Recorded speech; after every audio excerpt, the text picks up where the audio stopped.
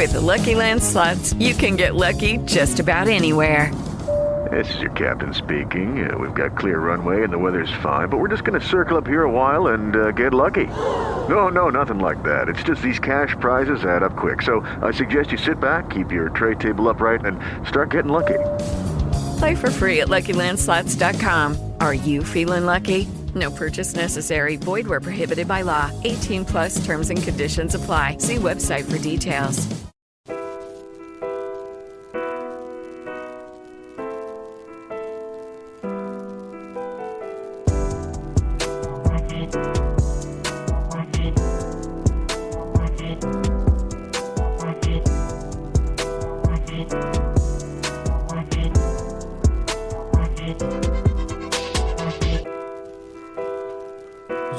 Saying what's up already? I like the I like the face on the picture. Do you? It's Yeah. terrifying, but I love it. Well, if anybody's listening to this and not following the Instagram, they can go fuck themselves because the beginning of every show starts off with the video. Face. Yeah. And then from now on, whoever doesn't give it the face sucks. Hopefully, and eventually, I would like for that little blip to be like the beginning. My face? Well, maybe your face. I wouldn't do that. But your face, and then My face is going to lose you followers. superimpose Zach into it. Well, if we plan it right, we have Zach sitting right here. We can all get the face. We were talking about doing a little. There's only one problem. If Zach is with me, like, you won't be able to get a word in edgewise. No, 100%. Because you guys can talk up everything. I'll just wait here, Dude, just us going over just our memories. So we talked about because of how frequently he's on. We talked about having a third. Like him and I will do an interview, but we kind of made up. Like, if we have a third, it can be somebody that I know, but that he doesn't know, or somebody that he knows that I don't know, because otherwise it's gonna be fucking. It's either going to be like an interrogation Yeah. or like a party. Yeah. And we weren't sure which one. That's like the cool thing with me and Zach is our friendship is both that. Yeah, 100%. There's been times we've been very mad at each other. Mm-hmm. And there's been times like I probably wouldn't have made it without him. Yeah, he's a son of a bitch, but I love him. Like I said, I haven't gone into it, but we talked about it earlier. Mm-hmm. When I wasn't, I didn't have a home. I was homeless for a while. Zach, I slept on his couch, his futon. Yeah. I know he was a big part of all that. There's a lot of details I can't go into on that, but he dabbles in them from time to time. Actually, realistically, I met you because of Zach. He got me the job at Quick Pick. Yeah? Yeah, if it wasn't for Zach, I wouldn't. I didn't never even put that together till right now. Shout out. I would have never met you, Mr. Morgan. I'm sure everybody at this point knows who he is. Hopefully soon we'll have some video feed. So I told you my first day on here. Want to get somebody on here to tell a story. Zach. Yeah, that motherfucker can that flow, dude. I told you he's been high on the mountain. He's been low on the mountain. He's been in the middle. The motherfucker's been kicked off that motherfucker. He's been through a lot of shit. Yeah, every time I talk to him, dude, he presses me a little bit more, to be honest with you. Yeah, going back and listen to the recording. His first one, I'm not gonna lie, my bitch ass is crying. Because I knew him at that point. It was just after his family went through that. But going into 8th grade, freshman year, we played on the same baseball team. Yeah. So I watched that happen. A lot of people, at least back in the day, know me as a football player, but in my heart, I wanted to be a baseball player. I didn't honestly know that you knew him that far back. Oh yeah, yeah. We played on a travel ball team in 8th grade together. We played high school freshman year, and then they opened up a new high school, and he went there. What high school was it? I was at Willow Canyon. He went to Shadow Ridge.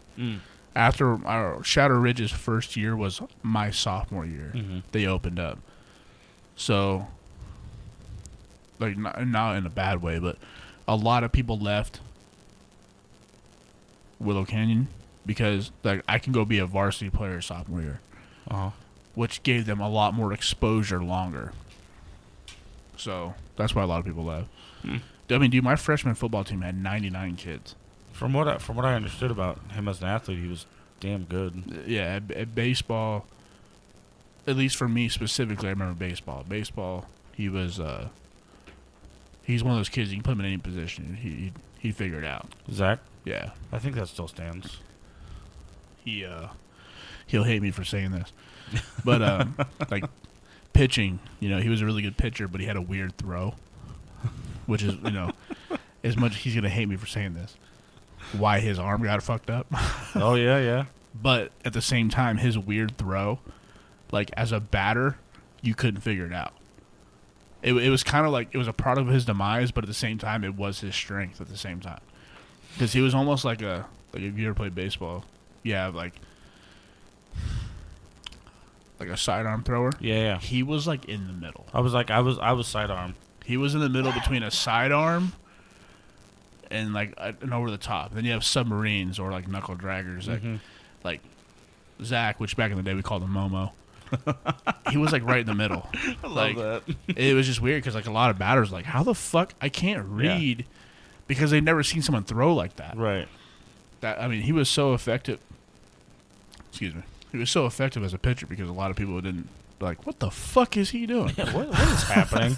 How do you do that? But that's pretty good. I like that. Yeah. What do you think about the new digs? Do you like the clean setup? I like it. I like it a lot. Yeah, improving. These microphones are gangster. I probably shouldn't talk about it too much because I think like probably every time you're here, it's going to be something different. Yeah, at this rate. Yeah. Originally, it was supposed to be here every Friday, and then, the way my schedule's set up. That's all right. Hey, if all things go as planned, our boy Pike is going to help me build a studio. That boy Pike can build some shit. We've already got it lined out, dude. Like price-wise, supply-wise. Yeah, it's going. Well, I don't know if he listens to this, but like I know we were supposed to go fishing with him earlier. Yeah. We both got off kind of fucking late. He sent me a goddamn fish, took his rod, bro. Yeah, that's what he's like, my most expensive rod is gone. It's in the canal. I'm like, it's a canal. Dump your ass in there and get it. It's 3 foot deep. No, don't do that. I say that, but I wouldn't jump in there. He does. No, it'd be fuck gone. No. It's gone. I'd get caught in a cart and fucking lose my life. Are you kidding me? I'm weird about water. If I can't see the bottom, I ain't going in that water. Preach. If you had black Pebble Tech in your pool, and I know for a fact there's no sharks in there, I ain't going. Listen to me. If your light's off in your pool, I ain't going. It's just not going to happen. I'll fight a bear before I get my ass in there. Oh, shit, man. Well, it's good to have you back. There's been quite a bit of listeners asking about your story. That's not good. It's pretty interesting. When you told me that, I was like, I looked at my wife. I go, should I be proud or concerned? But it's all good concern, man. You make for good stories. A lot of interesting topics, and there's just so much to talk about. Real life shit. Not a lot of people like to talk about the shit you want to talk about. No. Well, like I told you earlier, you got the balls to ask. You got the balls to give the answer. Just don't ask a question you don't want the answer to. Yeah. The only question I still have is, why do you have more pickle juice than I do? Because you poured it. I know. Sorry. What I'm trying to ask is why we still have pickle juice in the room. Yeah. We got these whiskey and pickle shots waiting for us. For the record, I still think you should make a video. You want to take a video of it? Yeah, why not? It's going to be the first live... You got to start some type of tradition on it. You got to. The first live broadcast interrupted for video feed. Dude, like, Amanda doesn't even like whiskey. All right. But she will at least do a pickleback. The picklebacks are delicious. So it's like, anybody in the future who doesn't want to do picklebacks, at least try it one time. Yeah. And this is the place to try it. 100%. Okay. Well, I've done them before. Well, I know we have. But Okay. Future people haven't. Whiskey's not for everybody. Stay lit. We're gonna keep this live feed, and we're gonna do this the same fucking way that I feed lit. I better keep drinking then. My little intro. Yeah, keep drinking. We're gonna send my little intro with a little mid-episode blip. Yeah. I don't know. We got 15 seconds to do it though. So it's gonna be weird. You're the guy. I'm just the guy here. You got a fucking 10-second timer, and you got 15-second window, and hope for the best.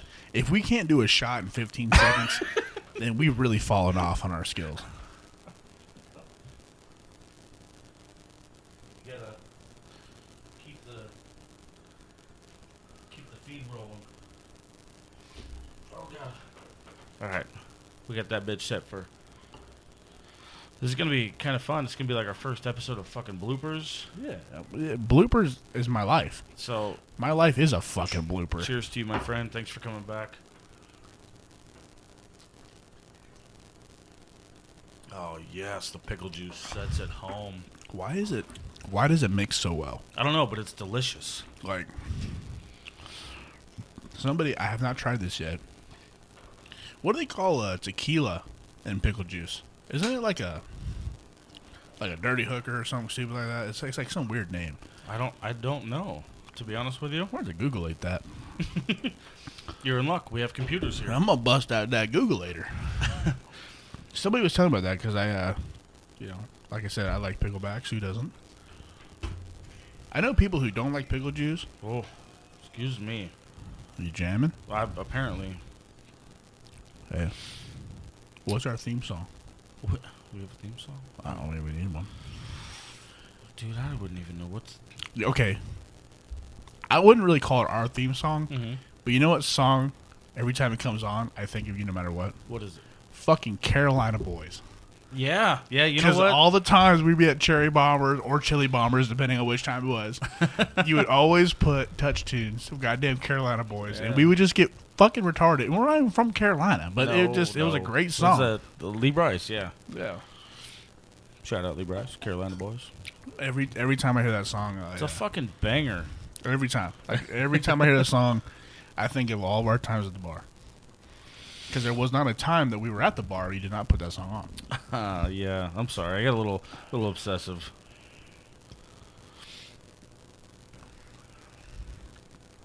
God, I miss those times. I do, but I don't. Yeah, like 100%. I think it'd be much more... I feel like I'd be farther along in life.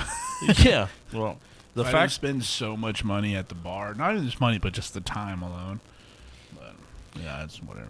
I'd be a lot happier about it if we were doing this... Let's say, like, doing the same thing, blasting the same music, but in one of our backyards with a pool. Oh, yeah, 100%. Is that fair? No, extremely fair. Okay. That. Glad you said that. Because I remember there's like a part, when you're growing up, you're like, okay, now we have the bar life. Right. And then there's like that adult life where it's like, we're going to do nastier shit than we would at the bar at our buddy's house. But we're going to do it, yeah, at a house. Yeah. Because if the cops show up there, as long as no one got hurt, you can fuck off.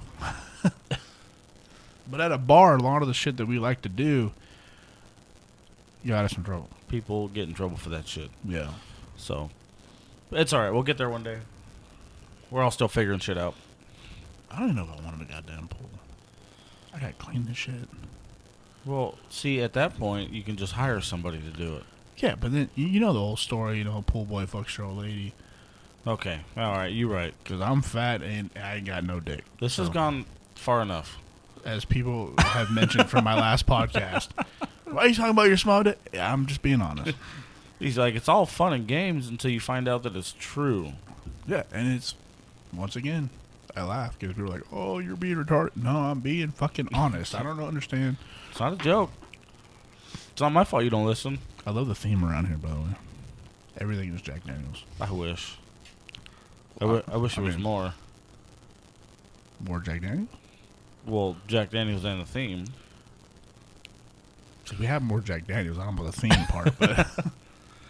We got a buddy of ours house who has probably upwards of like $3 million worth of Jack Daniels memorabilia. Good Lord. Bottles. I still have the handle barrels that I brought over. Yeah. I have a Jack Honey and a Jack regular.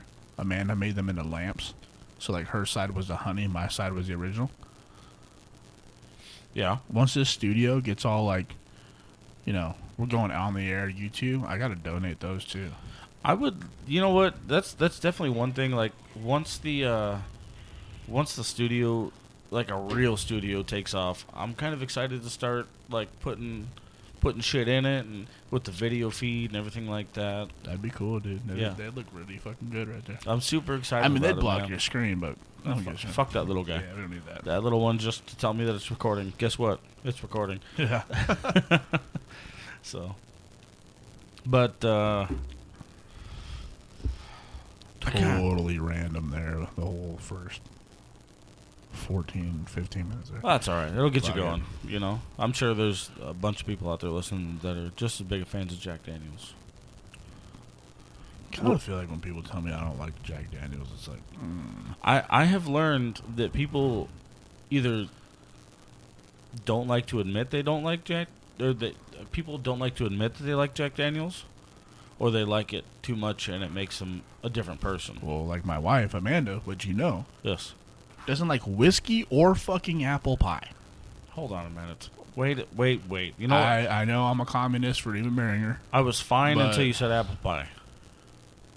I'm just as concerned as you are. Amanda, we got to talk. Oh, trust me, the conversation has been fucking had. Like, What's with the apple pie? I don't fucking, like, I'll eat the apple pie, but I don't really like apple pie. I'm like, how do you, even if you said, hey, I like apple pie with ice cream on it, because who the fuck don't? But Right. don't tell me you don't like apple pie. Maybe she hasn't had good apple pie. Maybe.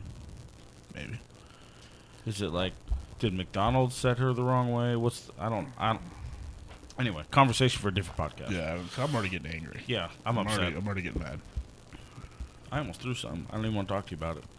Good news is she likes cheesecake, which, I mean, is a way to my heart. But I wish I knew how to make cheesecake. we don't need to learn how to make it. We just go buy them out there. I'm sure I could figure it out, but way faster to buy it. Anyway, you were going to ask something, and I got all fucked up there. That's all right. I was gonna delve right into it. I really, at this point, I've worked with you long enough. Over the last, how long have we worked together, like collectively? That's a really good question. I don't even remember how long I was at the first two. Then I quit, and then I came back. I'd say maybe a year at ClickPick. Maybe. Maybe. I worked at Might not. Western for 4 years, but 2 years each time. Jesus Christ! Did you really? Yeah. Ooh, their reputation makes me age just 'cause thinking about it. If I remember right, I'm pretty sure I worked there for 2 years. I left. I went and drilled. Oh boy, I remember fucking picking you up from roughneck. that one.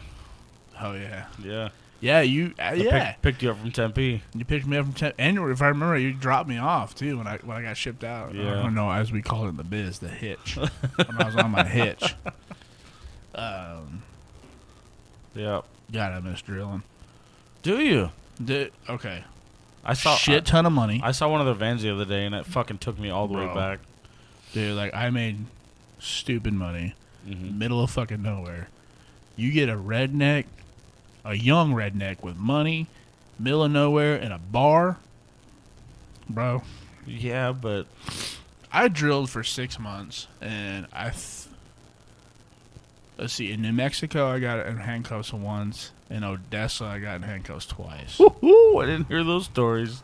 Yeah, I don't remember those stories, so that's why you haven't heard them. I just you used to text me pretty often or call me even.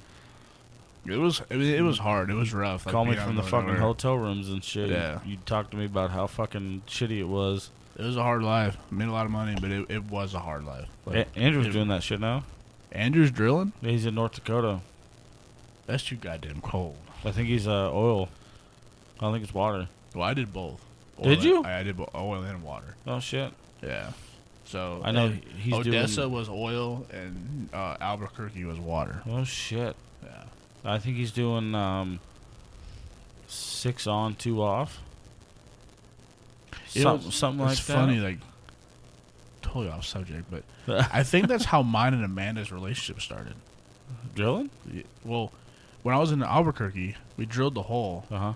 and then after the drill team left, because I had pump experience, like developing a water well, Uh-huh. working for my uncle in Buckeye, I stayed back, and then we set the pump, and I would sit there for like literally 12 hours, and every 30 minutes I had to write down numbers off of gauges. I do remember you fucking telling me that. Weeks. Just writing down numbers on gauges. And Amanda was so hell-bent on trying to hook up with a certain somebody, which was not me. You. You know, we just started talking back and forth all the fucking time. And then, when I showed back up, remember you picked me up. Yep. First thing we did, I bought me a gun. Yep. We went to a bar, because naturally.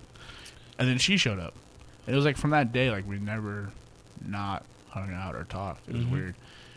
Like the whole time trying to get you set back up with her, somehow got me set back up with her. It was a weird time. Yeah. It's the best part is like when I tell a story that people who know us, but that they don't know that we go like that deep. Yeah. They're like, really? Yeah. Like, yeah, I mean, we don't really advertise it, but that's how it all worked out. Yeah. Definitely try not to advertise it, but it's definitely, I mean, it's a close point, you know? Still, my favorite story is like, people are like, when you first met her, did you know? I go, funny, when I first met her, I told my buddy Sage, if you continue hanging out with her, I want nothing to do with you. She was a fucking psycho. And then later on, I found out more of the story, and I was like, oh, okay, that makes sense. Yeah. Yeah, funny. Fucking. I love you both. It's all right. Yeah, we're both retarded. It's fine. A little bit. Damn. I keep going back to fucking picking you up. It was like picking up a buddy that came home from the fucking military. You were like almost like shell shocked, dude. Well, goddamn, I was spent in the middle of nowhere. I was drunk as shit for 6 months. Yeah, bro. You came back. First time I was sober was in your truck. Just fucking sitting in my truck. I'm like, so, you want to go to the bar? Fucking middle of the day, we end up at fucking Bombers or some shit. Dude, no. Where the fuck did we go? We went to some random. Because we went to Sportsman's Warehouse, which I don't remember which fucking one we went to. Probably the one right down the street. There was a bar down the street from that, or in the same plaza or something. It might have been like Bailey's or something, maybe. I really have no idea. I went with you. I don't know, man. It was broad daylight. It was like middle of the fucking day. I just remember the waitress were like, we want 2 pitchers, and they're like, well, each pitcher serves 2 people. We're like, yeah. No, we understand that, but we like bring pitcher for him, pitcher for me. She was like not okay with it, but she brought them, and then before she came back again, we're like 2 more pitchers. Like, holy fuck! You know, actually, now that you say that, bro, I think we were at Santeezy's. I'm fucking like 90% Santeezy Brothers sure. Pizza. Yeah, we actually, you know what? I'm fucking pretty sure we were at Santeezy's. I think we. You know what's funny? I was just getting on the fucking freeway right here, and I was like, God, I missed that place. Yeah, I probably was Santeezy's. Yeah, when I come home from work, dude, I can smell their garlic pizza. Anyway, off topic. Fat guy. Oh my god. I'm too fat for you to tell me that. I'm sorry, man. It gets me excited every day. I fucking drive by there like 5:30 in the afternoon. I'm just, my god. Oh fuck! I live in Avondale, so all the goddamn Mexican food restaurants got me fucking screaming. Dude, I am so tired of Mexican food, but I can eat it all the time. What? There's one fucking. I'm not gonna remember now. There's one intersection out there that has Oh, you know I what? might know what it is. No, is no. it the Cabron taco place? I'm all fucked up. It's northern and the 101. There's a Sicilian butcher. What? Do you know where the cabin is? Yeah. Yeah, so it's right there. I used to work there. The cabin? Were you a bouncer there? That's a whole other story. Yeah, were you a fucking bouncer? What are you doing? I didn't tell you that? No, were you? Yeah. Oh, I didn't mean to. I was there drinking one night, and, like, you know me, I'm pretty quiet to myself. This dude's dancing, and he's fucking spilling his drink everywhere. I'm like, hey, motherfucker, like, step the fuck back. Off. Yeah, go fuck off somewhere else. He tried to swing at me, so naturally, I fucking punched him. Long story short, we're not going to get into all the details. There was a big fight.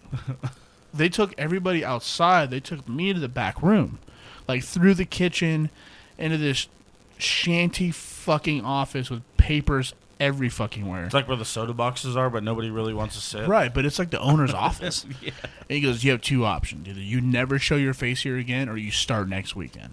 And I'm like, excuse me? What?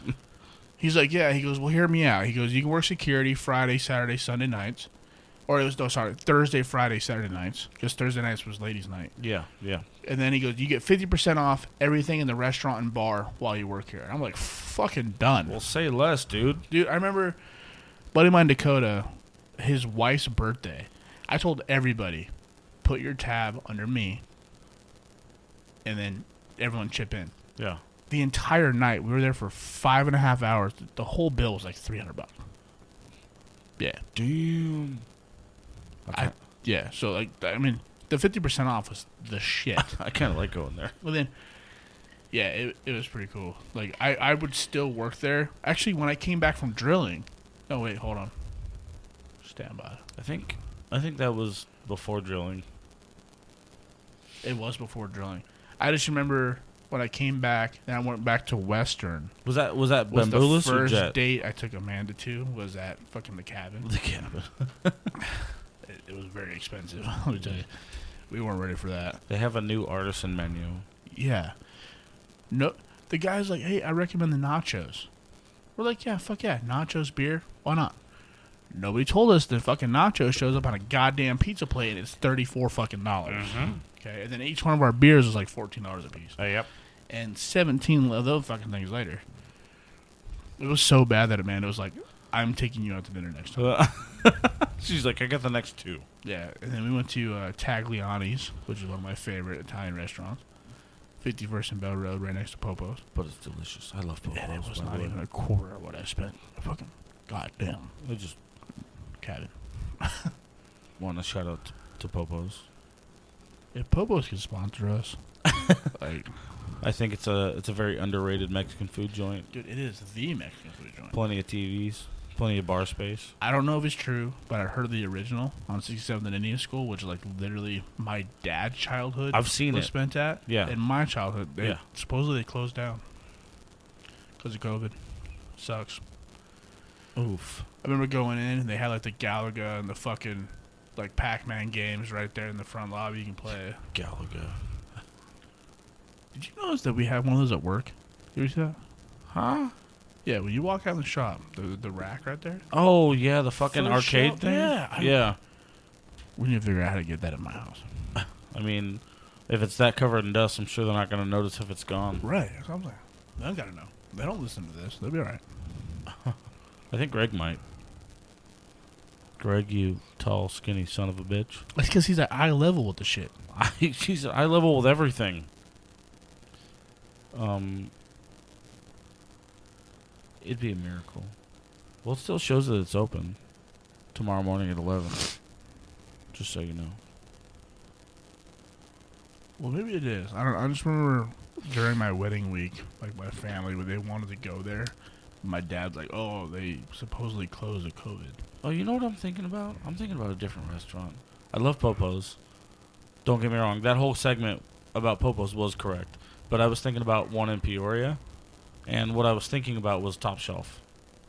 Dude, I haven't been there in a long time. I love Top Shelf, dude. Their margaritas. Titties.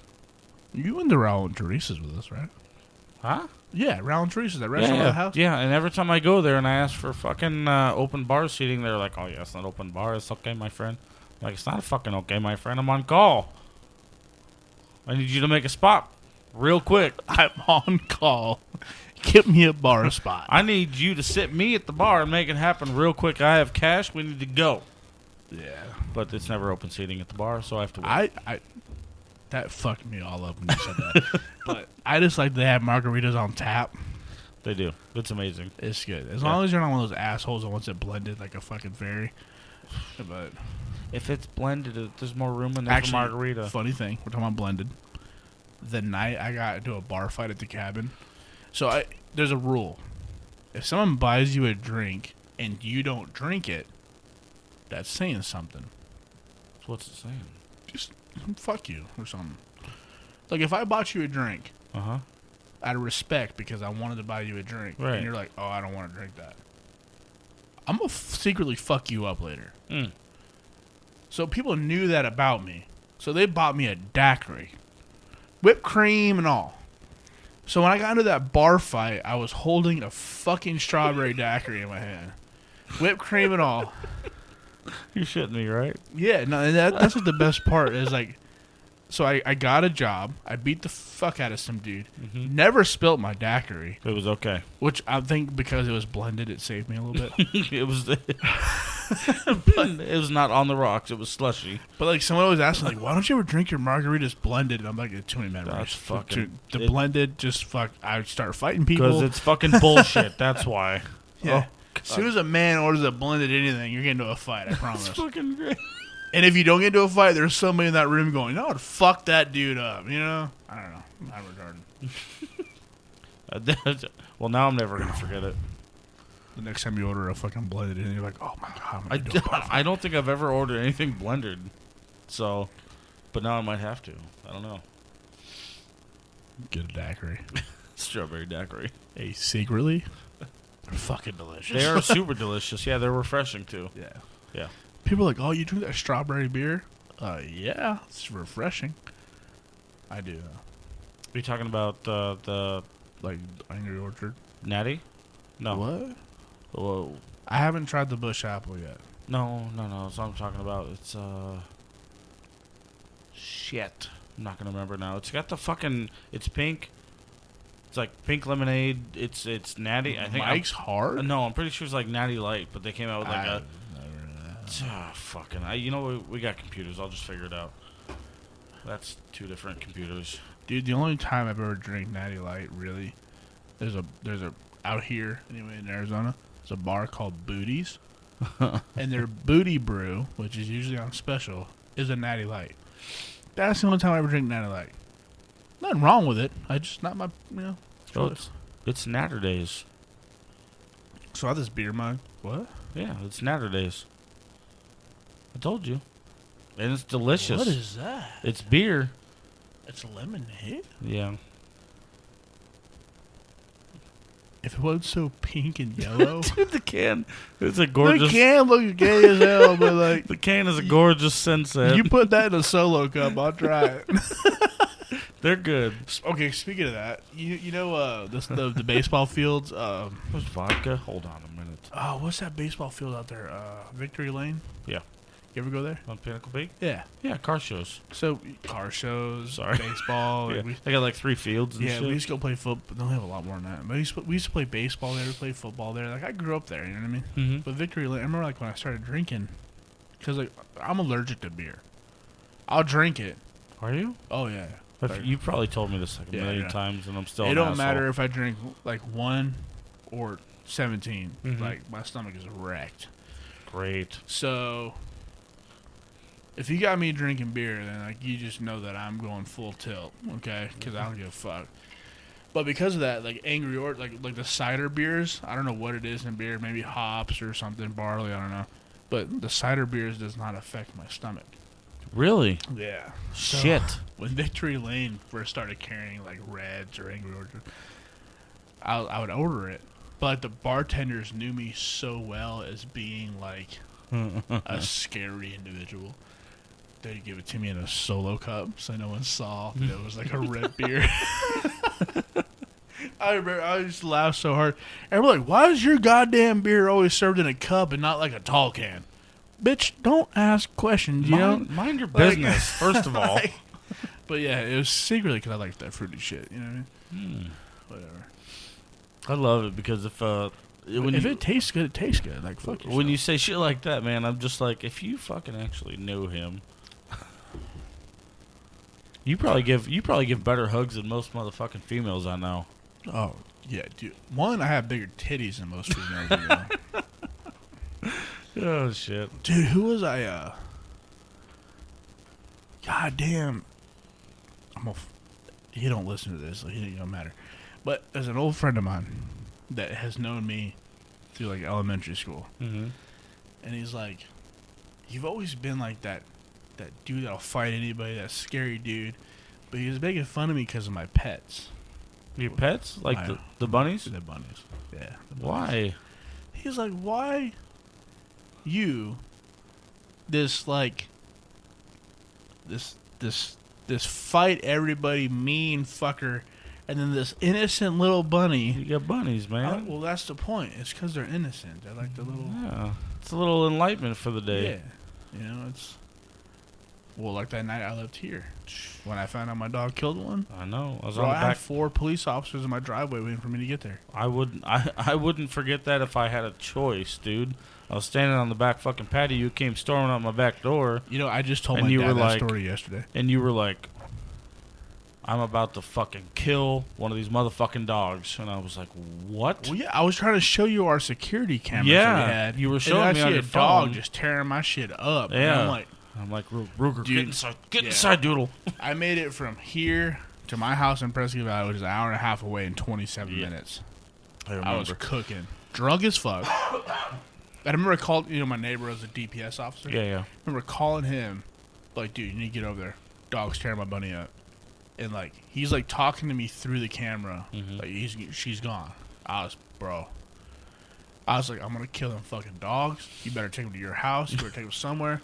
When I showed up, 4 Prescott Valley police officers were there and ripped me out of my truck, took my gun, handcuffed me. Really? I didn't tell you about all this. No. Yeah. Cops were at my house waiting. Because I was going to kill a dog. I was going to kill who the fuck was in my house. Like, all over a fucking bunny. No, I was drunk, so I was a little spicy. Moving forward. Yeah, a so I was little, a little spicy. But, yeah, fucking cops were there, dude. And then somehow me and the DPS guy are in the driveway hugging, crying because of, like... Okay, this is gonna get personal. How do I explain it? Like, one reason why I like the rabbits is because they're innocent Mm-hmm. and they can't fend for themselves. So it's like every child that I've seen dead in a car accident, I associate to a rabbit. Damn. Like this is serious shit. I've never told this to fucking anybody. Was that like a real thought? This is real shit. You really actually you rabbits. put that together on your own? Yeah, because if you took a rabbit out of my cage right now, That sound like shit. I there's didn't mean no for it to sound way like that shit. it could protect itself.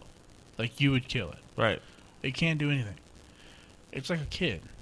Every fatality that I've done where the parent was being a fucking jackass and the kid was just along for the ride, I associate with a rabbit. It's this innocent little, just wants to love you creature. So you got like this this feeling of being able to protect that being for a minute? Exactly. So when Is that really what you associate that with? 100%, like I'm being 100% honest. Like, when I see my rabbits, when I go home every day and I pet my rabbit, like, It's for the babies that didn't have control. yes. God. Like Lucky, my rabbit that is like my Damn little it, buddy. dude. There's a, God damn, I don't want to talk about this. There was an accident that I did shortly after my baby brother was born that looked just like my baby brother. And my parents are young, so my brothers and sisters are very young. So I did an accident. The kid was blonde hair, blue eyed, same age, looked just like my brother. Well, my rabbit Lucky is that kid. And ask Amanda, if you touch my rabbit in the wrong way, I'll fucking knock you out. Actually, ask Matt. I don't know if you remember Matt. You remember Matt, that old mechanic at TNT? Oh, yeah. Yeah. Yeah. So he came over, pulled my rabbit out of the hutch. He's like, "Oh, this would make good soup." I dropped that motherfucker instantly. Like, I dropped him to the floor, and it wasn't like I meant to. I don't know why, but for some reason my brain associates innocent rabbit with innocent kid. And I have 4 rabbits for 4 reasons. Like, I've never told this to anybody. Even Amanda doesn't understand this yet. So Fuck, man. So my rabbits, there's a reason for them. Uh-huh. So I don't remember where I was really going with this, but yeah, the rabbits is like my way of coping with the bad the shit that I've been through, Mm-hmm. even the shit that I've done. Like, because I am not a saint. Like, I've done some very mean shit to to people who didn't deserve it. That's a whole other.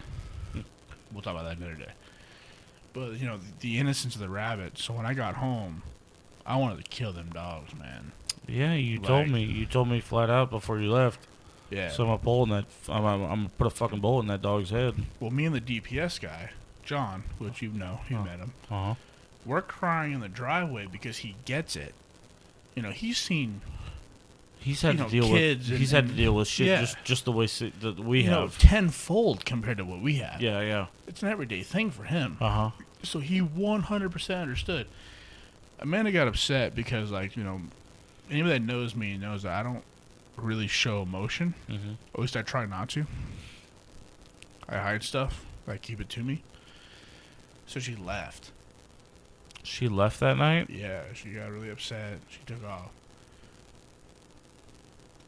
I told her this actually the other day, too, because she doesn't realize.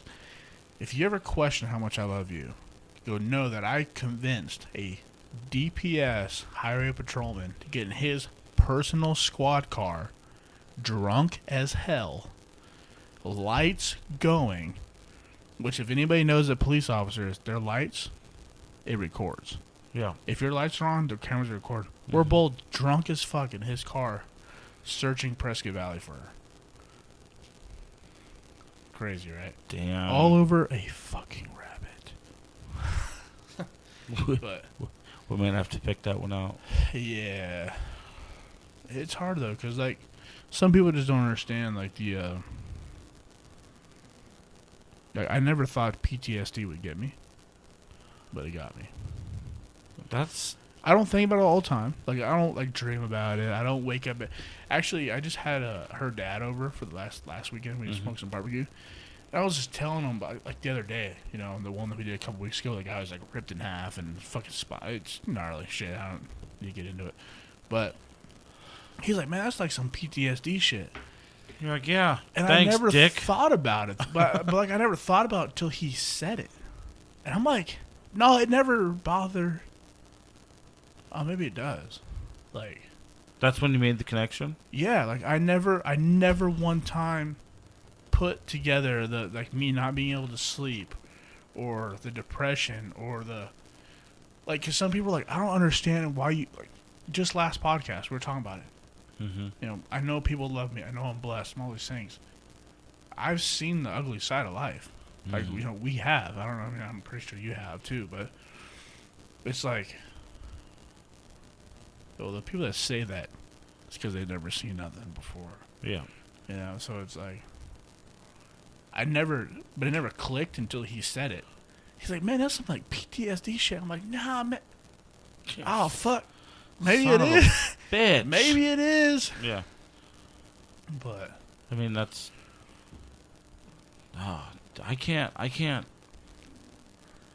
It sucks so bad to, like, try and wrap your finger around it, around shit that you've been through. You don't realize how much of an effect it has on you until you hear it in words.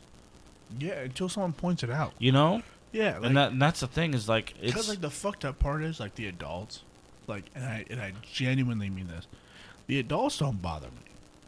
It's like, you know what, you probably put yourself here. Mm-hmm. But the kids shit, I know I touched on this last one, like, the kids, though, it's like, dude, they had no fucking choice. Like, they were just along for the ride. No, I mean, if there was one thing between all the situations I've seen and you've seen, the one thing I will agree on is when I see evidence of a child on scene, whether it be a car seat or whatever the case may be. Well, and you're a dad. Like, yeah. I don't even have a kid yet. I can't imagine. Like, when I see a car seat on scene, I have to, like, I don't really have much of a choice but to stop. You know, I'm scared to be a dad because of that. Because I feel like once I'm a dad, I can't do my job. It took me a while to disconnect. But there was a long time working for I would say It's probably mostly at TNT, but there was a lot of times I would see like evidence of a child being on scene in rollovers or big ass accidents, possible fatals, criticals, all that shit. Where I would have to verify with the police on scene, before I can move on. Not that it's a contest by no means, but like for people that listen that maybe not understand me, the difference between you on scene versus me on scene is very different. There's a big difference. Because generally, like I really don't mean to sound like an asshole. Like when you show up, it's like the tail end of everything. When I show up, like I'm picking the truck off of the family, I'm picking the car off the family. Like I'm there because there's somebody trapped, right, and they can't get them out, right. But it's like, I think I touched on this last one too. But the last record I did at TNT, I had 2 kids, Chris and Casey, which they were both there on the rec scene, and I told them like, hey, when things start to happen, you need to walk away. That's fine. Just touch me on the shoulder, like, hey, I'm gonna be over here. Yeah.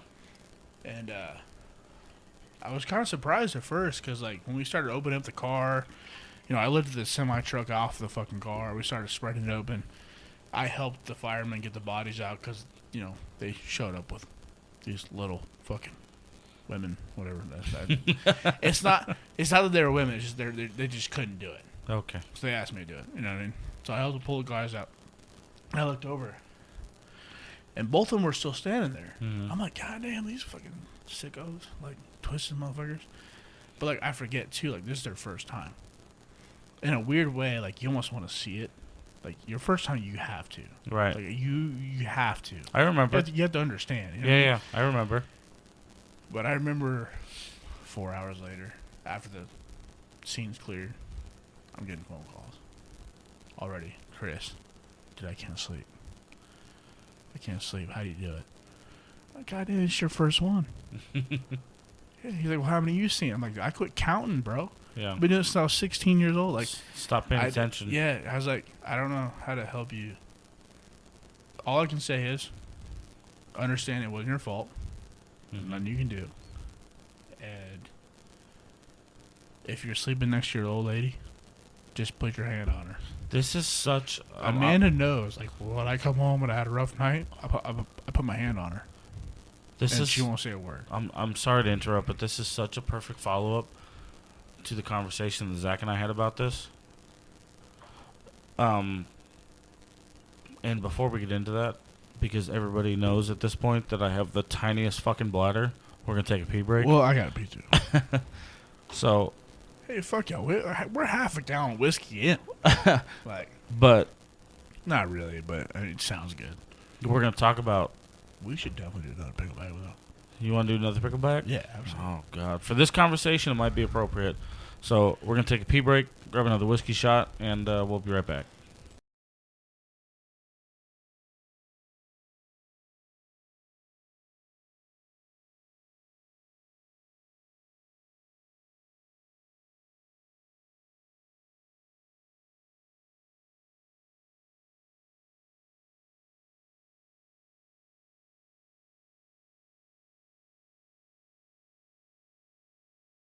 Let's see how it goes. We're back. And guess what? I peed twice. We peed twice, and we got more shots. They say that a mammal pees like 21 seconds. I'm pretty sure I peed 42 seconds. Elephants pee 5 gallons? Bro, I had to like stop, regain energy, pee again. Is that why the toilet flushed 3 times? Probably. Okay. That and throw up. That's fine. That's the throw up. I'm just kidding. Well, if we're doing tequila now, dude, I haven't been throw up drunk since like. It's been a minute. Listen, I'll figure it out. At least 6 years. Well, hold on. There was one time when I was living in Blythe, our neighbors, she got me pretty lit, and Amanda was like, "I like when you're drunk." I'm like, "You're lucky we're in the middle of nowhere because this ain't good." You say she likes it when you're drunk? Oh, yeah. She likes the sex. So. Oh. Because I don't give a fuck. I'll put a Coke bottle in your ass. Like, I don't give a fuck. You're like, I gotta see how this fits. Hold on. Give me a minute. Yeah, I'd just be showing up with some random shit, like a spatula and a fucking ladle. Like, what are you doing with that? I don't know. We're going to figure it out, though. I'm going to put this end in your ass, and we're going to see if you can flip an egg. What do you think? It wouldn't surprise me one bit. Oh, God. Way too hard at that because I can picture it. Like, that's not, You're all twerk hard now. I'm going to try that shit. Hey, go make me breakfast, but I want to try something first. Oh, hold on. We're going to figure this out. Babe, do you like pancakes? Oh, God. How about syrup? When girls be like, you're not dirty enough for me. Oh, no, we are. We just have respect for you. There's difference. Yeah. There's a line to be drawn. I had a And we draw the line totally at breakfast. random, but a friend of mine from high school. Oh, God. We hang out with him pretty often. His name's Dakota Jet.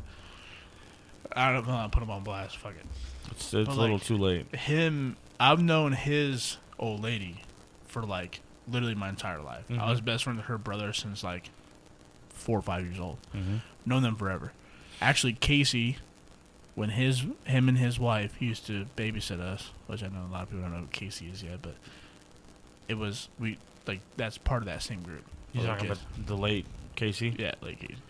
So Rest in peace, brother. anyway, yeah, definitely rest in peace or rest in craziness, whatever the fuck you're doing. Rest in alcohol, whatever you're doing that But back there. Dakota was like, man, I hate, like, she'll get mad at me. And she'll be like, I hear all these stories about you. And I'm like, I want that guy. And I'm like, God, I get the same problem. But the problem is, that guy had no respect. And you would not like that guy. Yeah. It's not going to be in your ballpark there. Like, I hear these crazy sex stories. Like, yeah, the difference is I have respect for you. The sex stories were with Like, probably your girlfriend. If I have a daughter, it's purely karma. You think so? I know so. Oof. I was a dickhead. I was a respectful dickhead. But if you open the Pandora's box, you're getting all of it. I'm almost mildly thankful that I kind of did meet Mathews. Yeah. I think you met nah, maybe not. Maybe like, no. You might have seen glimpses of him, like when I was drinking at the river or whatever, but I met like the Mathews part of me. the rectified Mathews is what I met. I met somebody that was on his way to being humble. There's even a couple like friends of mine on Facebook that don't comment like, yeah, this ain't the Mathews I know. I'm like, because Mathews ain't there no more, man. There's a Austin had to grow up. Right? There's a reason for that motherfucker. We gonna do this pickleback or what? Yeah, we'll do the pickleback, and I'm gonna get back into some of the conversation with you about what we're talking about. Yeah, I heard you had some. I got a little bit of seriousness to talk about. I hope it's a humbling point of view. It's slightly different, if not a little bit similar. It's kind of complicated. Hey man, if anybody gets mad about being humbled, they're a piece of shit. Okay, like sometimes I think you do that. That's fair, and I think that's a solid point to cheers on. Cheers, buddy. You know, we'll do this one for Casey since we're talking about him. For Casey, I miss you, brother. Trust me, he would be all over this. Yes, he would. He'd be here with us. Cheers. To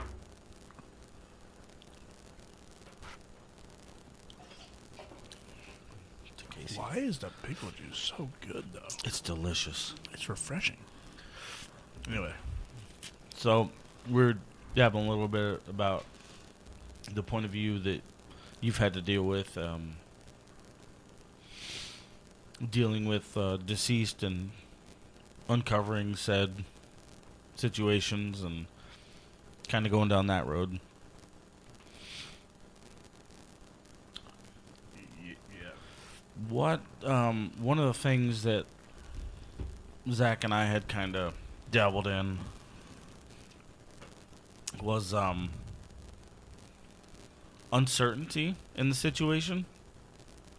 So you might have the unfortunate capability of helping remove said deceased, which sucks. I will never disagree with that at all. That is a very shitty circumstance.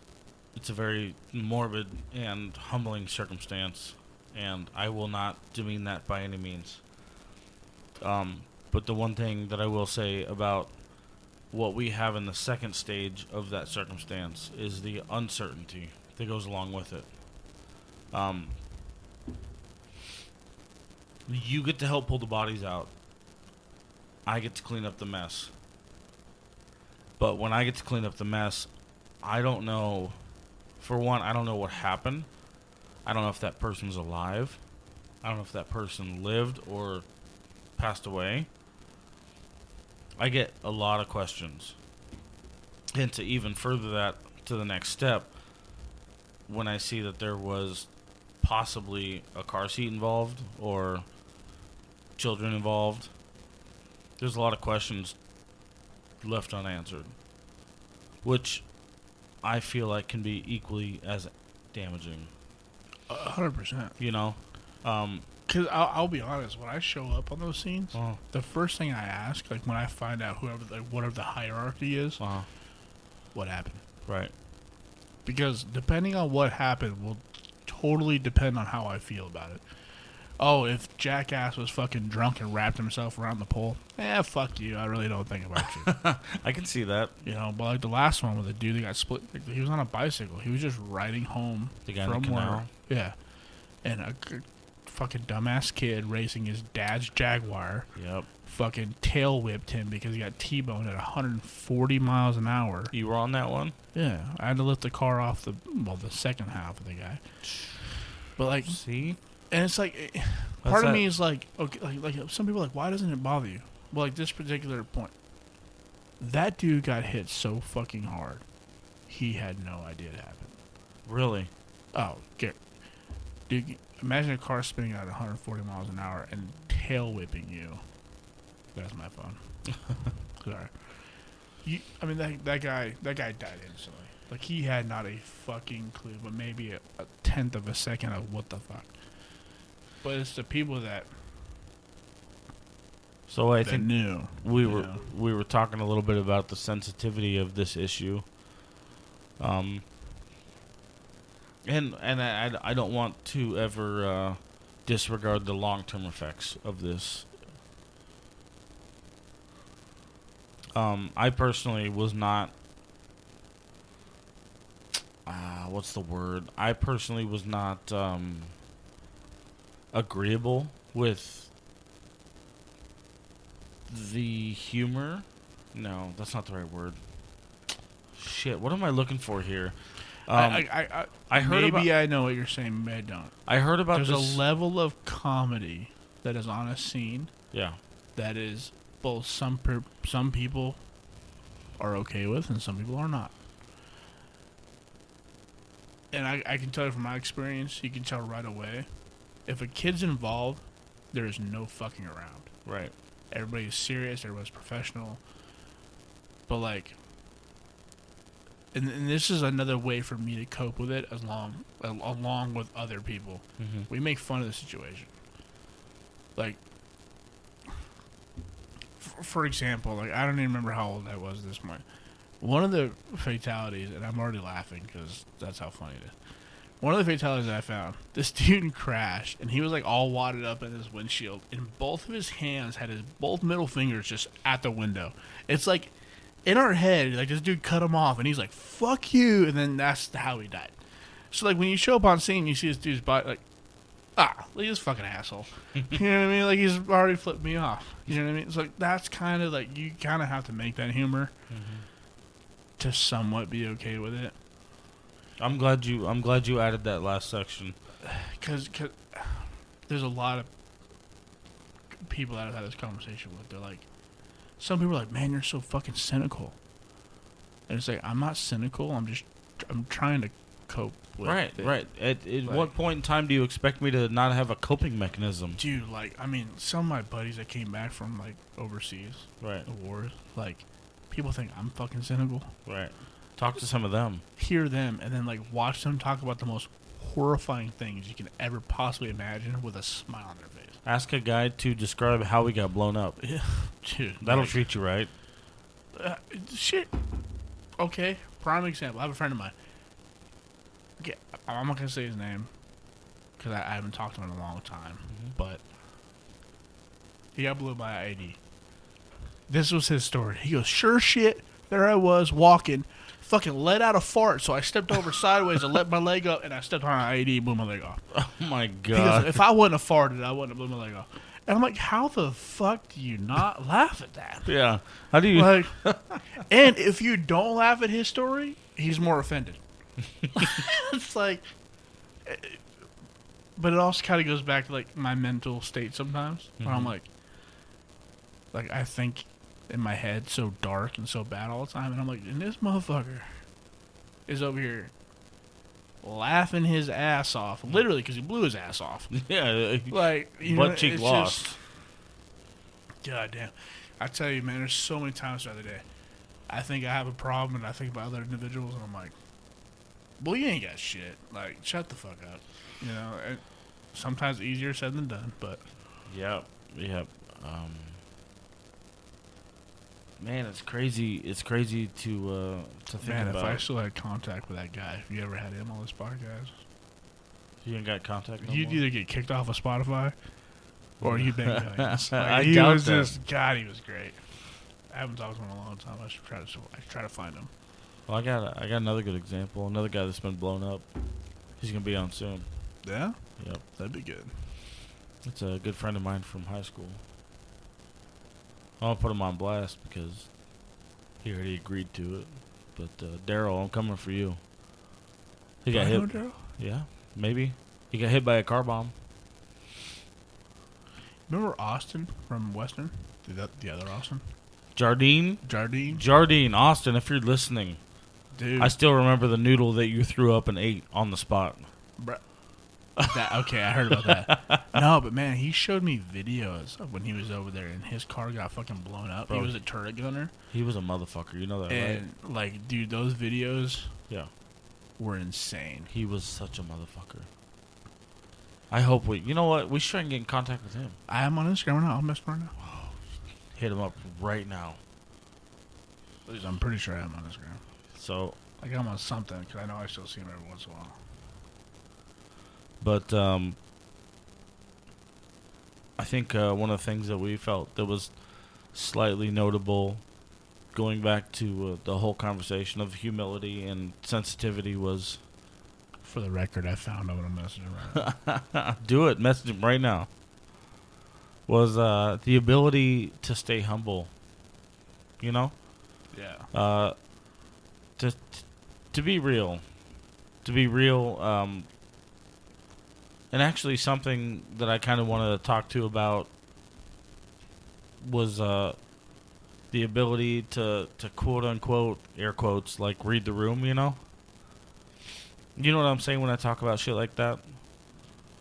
Yeah. When I say read the one room, thing about it's like... me is like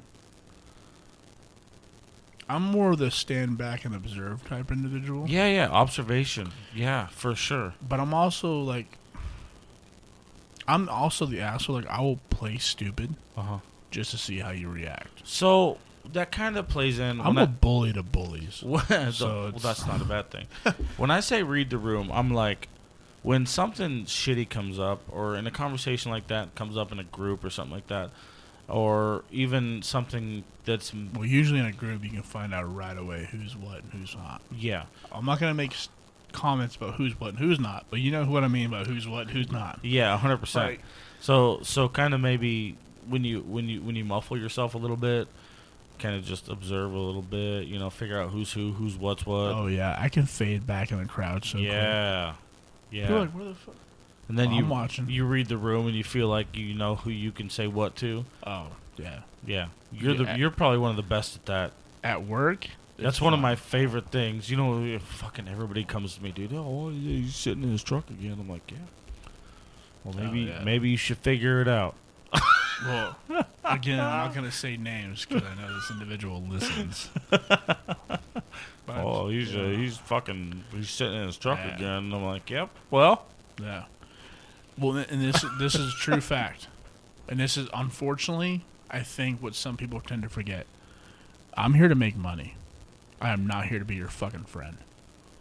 If I make friends with you along the way, that's a bonus. Yeah, cool. But not for you, boy. If you're going to get in the way of my 6 figures, fuck yourself. If you're gonna ruin my fucking day, go fuck yourself. Yep. I'd rather go sit in my truck, listen to my music, be in my comfort, my special place, which for me, my personal special place is my personal vehicle. My truck is like a child to me. I'm comfortable there. It's my spot, you know. A lot of people at work just want to get together and be like, oh, fuck this, fuck that. I'm having it. Like, dude, we all have shit. I don't give a fuck about your shit because I'm trying to figure out how to fix my shit. Do you really think I need your drama? Yeah. You know, and then, like you said earlier, me being close with some of the higher up individuals, some people try to dig information out of me. Do they? Oh, all the time. Tell them to fuck off. Dude, if anybody knows me by now, like, I might fuck with you. So this is the best part. And some of these individuals are starting to figure this out. They'll come to me, and they'll ask me a question. I won't give them the legit answer, but I'll tell them some crazy shit.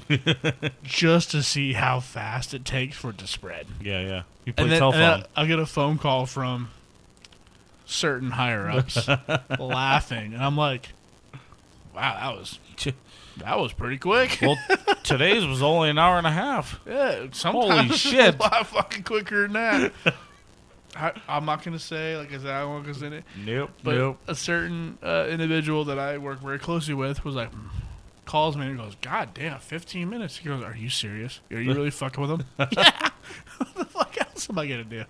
God damn, we're so slow. I got nothing else going on. Shit. Like, maybe that's why a lot of people tell me I'm cynical. Because, like, I'm just like, if I know I got you, Well, I'm gonna fuck with you. I mean, if you Like- know that you're stepping into the snake pit, Yeah. why the fuck would you fuck with them? Yeah. You know what I mean? Dude, Everybody knows what you're was doing there. You know that, right? I just met what I'm doing there. Everybody fucking knows what you're doing there, but still they insist on fucking poking the snake. Yeah. Go ahead, dipshit. Yeah, go for it. How Like- stupid do you feel now? Like, there's Real- some individuals that'll come to me. Like, okay, this is real Really? shit. It got back to the boss. You're surprised? This is real shit. And I think some people use that to their advantage. I think some people come to me. Like, let's just say you. Sure. You don't like maybe you don't have the balls to go talk to the boss directly.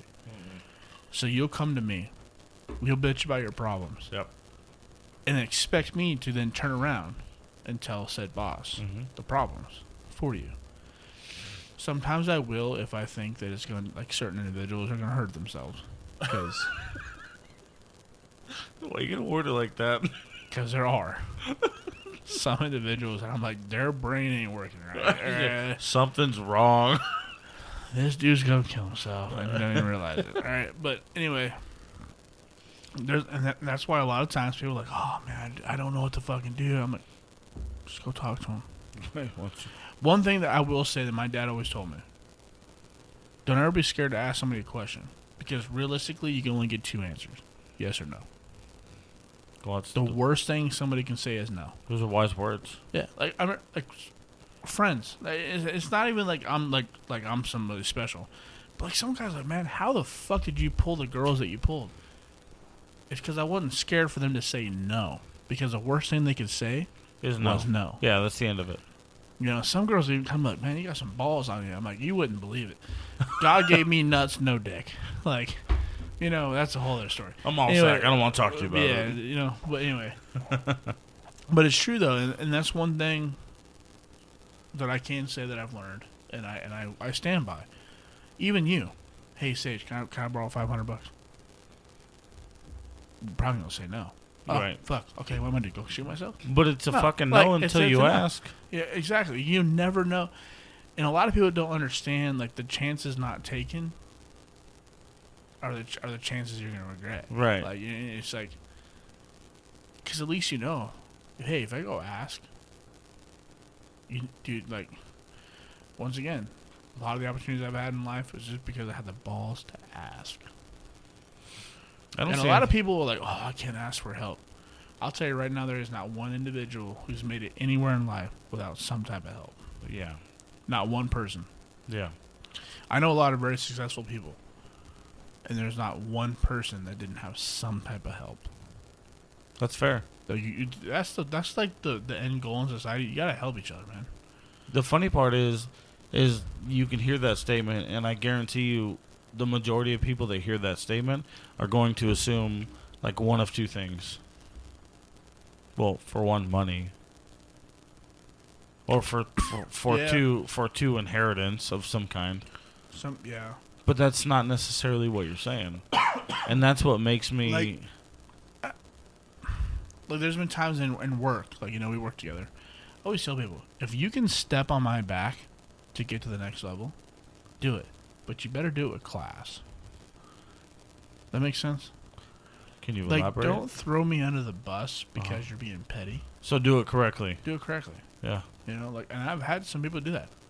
Hey, Austin taught me how to do this, this, and this. Come to find out, I am way better at it than he is. I think I should take over this position. And it's happened. And I've had them higher ups come to me and say, hey, so-and-so wants your position. Well, what's the numbers say? Well, numerically speaking, they're better than you. I don't know why we're having this conversation then. I have to connect a few dots for... Because one thing about me is I'm a competitive person. And You are competitive. I'm very, methodical. Yeah. If you're better than me at something, then you've really put some effort into it. That makes sense? And if you are better than me, then you deserve it. Yeah. Because until then, fuck off.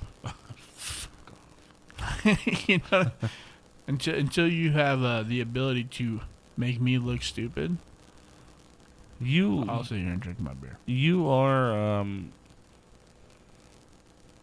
my mind, you are such a diverse soul. No, I have problems. There's a difference. I disagree, man.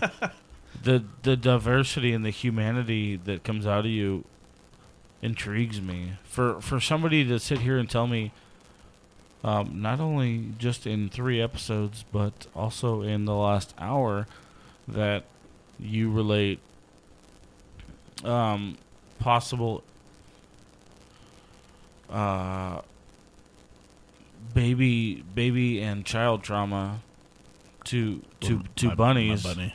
Yeah. but to also encourage somebody who may or may not be better to step on you to get to the next position.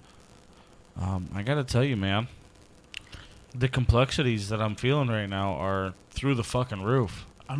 If my roof was worth a damn. I don't know how to explain, but besides being a realist. So it's not, and then my it's your humility, realist, right? That's what it is. Like, what a lot of people will confuse me for is being arrogant, being an asshole. No, I don't think that's right at all. I'm confident. Yeah.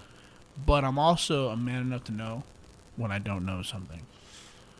Because there's some situations where some people will try to lie their way through a situation. Whereas I'm just saying, hey, I don't know. Prime example. Last recovery I did. Guy from ADOT, DBS, come over. Hey, how long till you're done? You know what, sir? Let me get back to you with an educated answer. Mm-hmm. An hour later, he comes back to me. Hey, what do you think? How long do you think it's going to be? Well, I finally gave him a number. And even the ADOT guy didn't even shed a tear. He didn't give a fuck. Because that's when then you find out who actually matters on scene and who doesn't. Right. DBS guy then comes to me and goes, hey, where'd you come up with that number? You go, well, the difference between me and other individuals, I'm not going to give you a fake number to just make you happy. Right. I'm going to give you an educated number. Let me assess the situation. Let me see what I'm working with. And based off of my talent, I will tell you what I can and cannot do. Whereas a lot of people will just, like you said earlier, they'll lie their way through it. Uh-huh. If there's anybody that knows me, that really knows me, knows I am not a liar. Yeah. Because there's 2 reasons. I don't give a fuck about your feeling. I don't care what you think about me. Mm-hmm. I don't. Hate me, love me, I don't give a fuck. But in your line of work, even then, you don't have any interest. The best part about when I show up, there's zero. The cops on scene don't fucking matter no more. Yeah, there's. That's the nice thing about what we do is, in our line of work, is when you show up, Yeah. It's your Hey, game man, now. you wear the badge, but guess what? Yeah. When I'm here, I run the show. I'm cleaning up now, bitch. Yeah. They So say you whoever's in the biggest truck wins. And thankfully, I always show up in the biggest truck. almost always So, but not to be an asshole about it, but once again, I'm not arrogant, I'm confident. do. Right. But I'm also the very first person to tell you straight up, hey, Mhm. I'm outgunned. I don't know what I'm doing. I need help. Actually, working at TNT, before I even worked at Easy, Can you say that? I don't give a fuck. I called Daniel, said, hey, I'm on a situation. I'm on a recovery. This is the situation. Yep. I do not have the resources to do this properly, safely, and efficiently. Really? Yeah, and I went to DPS, I went to ADOC. Go, look, I can call somebody. It's going to take them 2 hours to get here. So we're going to have to sit here for 2 hours, not do a fucking thing. Or you can send me home, you can call somebody else, and guess what? They're going to do the same thing. You can start over. Yeah. They said, well, call your guy, see if he's able to come. Call Daniel. Daniel, hey, I need you. I need the rotator. I need your help. Have you had both of them on scene at the same place? Huh? You've had both of them on scene at the same place? Not two rotators. This is before we had the rotator at TNT. But you've had... Yeah, I have a video right here. Me and him did a Snyder Dude, truck. that's like gang wars. You know that, right? Yeah. Well, and the best part is like, with and actually that was the day. Jesus. That was the day that I earned Daniel's respect. Okay, here's the video right here. That was the day I earned Daniel's respect. He's Yeah. like, hey, because like he's on the front side with the rotator, I'm on the back side of the truck, Uh-huh. and he goes, I will work with you. He goes, you're smart. You understand what you're doing. You know how to run a truck. Because what a lot of people don't realize, when there's two trucks working the scene, if one person is not following the other, somebody dies. Yeah. Like, big things yeah. happen. Yeah. I've seen the repercussions of that one. So, but yeah, there's a video. Dan Terrible theme? video. But yeah, Daniel showed up. He helped me. We got scene taken care of. And it was great. Shout out Dan Theme. And that was the day that Daniel was like, hey. Yeah, he's like, hey, bro. Like, we've been friends for a long time, but we never talked about, like, hey, you should, I think you look better in blue. yeah, pretty You much. feel me? Pretty much. He's like, dude, if he can do that with what you got there, then. And it's like, no pun intended, but my job here is easy compared to what I had to deal with. Dude. But I get those jokes all fucking day. You know who I work with, right? I don't remember how we even got there, but yeah. All fucking day. Oh, it was easy. I'm like, God damn it. Are you through? Are you done yet? Did I ever tell you how they got their name? Did I ever tell you that? I heard the story. I don't know if it was from you or from somebody else, but it's when the flatbeds started becoming mainstream. Yeah, it's from me. Yeah. So they got the first one, and Carol. Yeah. Wow, that's easy. Carol. Ma. Yeah, Ma. Thanks, Karma. Ma. And or Carl, as some people. Yeah, put it. Carl. Yeah. I can't, imagine that a woman. Carol Thyme. But yeah, she. Theme, She's excuse like, me. God damn, that's easy. And Bruce was like, well, fuck. We'll call it EZ Towing. Yeah. And there we are. Yeah. 38 years later. The best towing company in Arizona. I still can't believe that my ride home was that infant was in the EZ tow truck. And I have a picture of that tow truck. How does it make you feel? It's full circle. Now I'm here. Was it like it was a 4500, yeah? I don't know. What was it? The early days of the Kodiak? No. It was a Chevy. It was basically the off-road truck we have now, Uh-huh. but with a 90s Chevy. Like, literally, it's the same.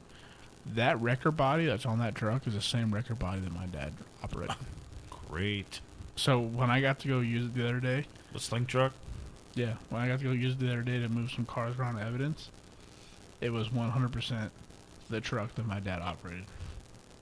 I don't Kind think of cool, right? I'm not 100% sure that there's a whole lot of trucks or cars that we could use. Oh yeah, there it is. That's like a 1990s. So it's funny. The reason why I bought your old truck was because of this. Yeah. So like, because you saw the 1990. Damn. Oh, you saw the Explorer that I bought. Yeah. beautiful. I mean, pristine, owned by some old lady. It Never was had a problem. gorgeous, yeah. I sold that to buy your Chevy simply because that's what my dad drove. And my ride home from the hospital as a newborn man. was in that truck right there. Damn. Shout out James Mathews. Like, Fucking raising a badass. What are you doing? Here's me, like, little kid in a flatbed. There it is, man. Look I at that. wish I could convert like home video to like my phone because my dad legit has, well, somewhere has home video of me standing on 2 milk crates, running a 50-ton wrecker, rolling over a semi truck at like 5 years old. Granted, I didn't know what the fuck. He said, push that, pull that, whatever. Right. But I did it.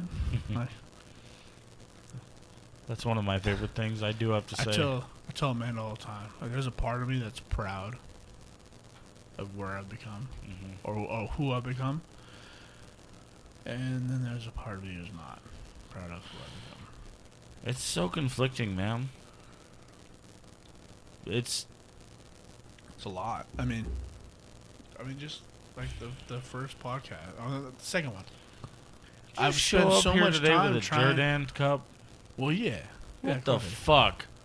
And so supportive. And I have a Miller keychain in my truck right now. I bet. I'm sorry. Go ahead. Yeah, but like we were talking about the last podcast that I was on anyway. I spent so much time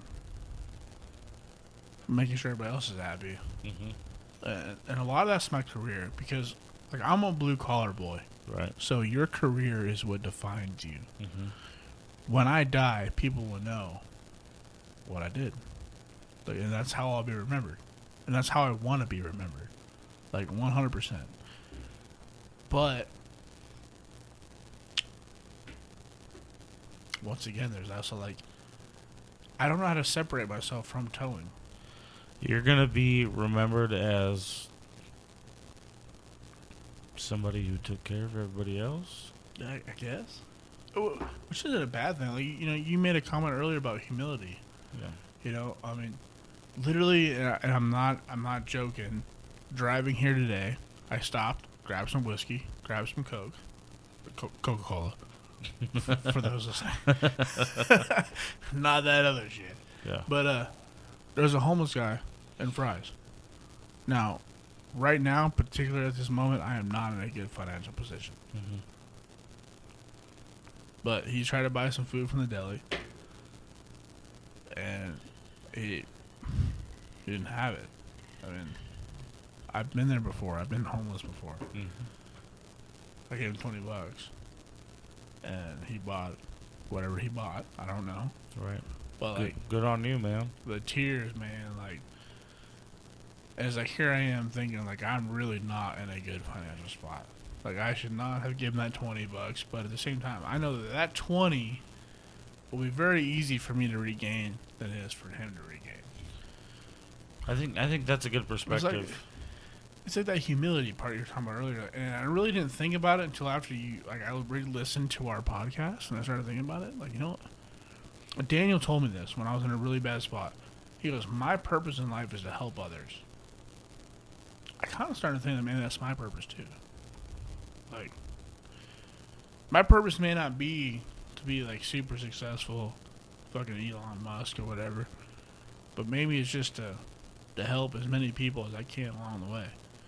I mean, there's so many people that, without even thinking about it, like I've helped them, opened my house to them, gave them money, did whatever I could to do to help them, when I probably shouldn't have.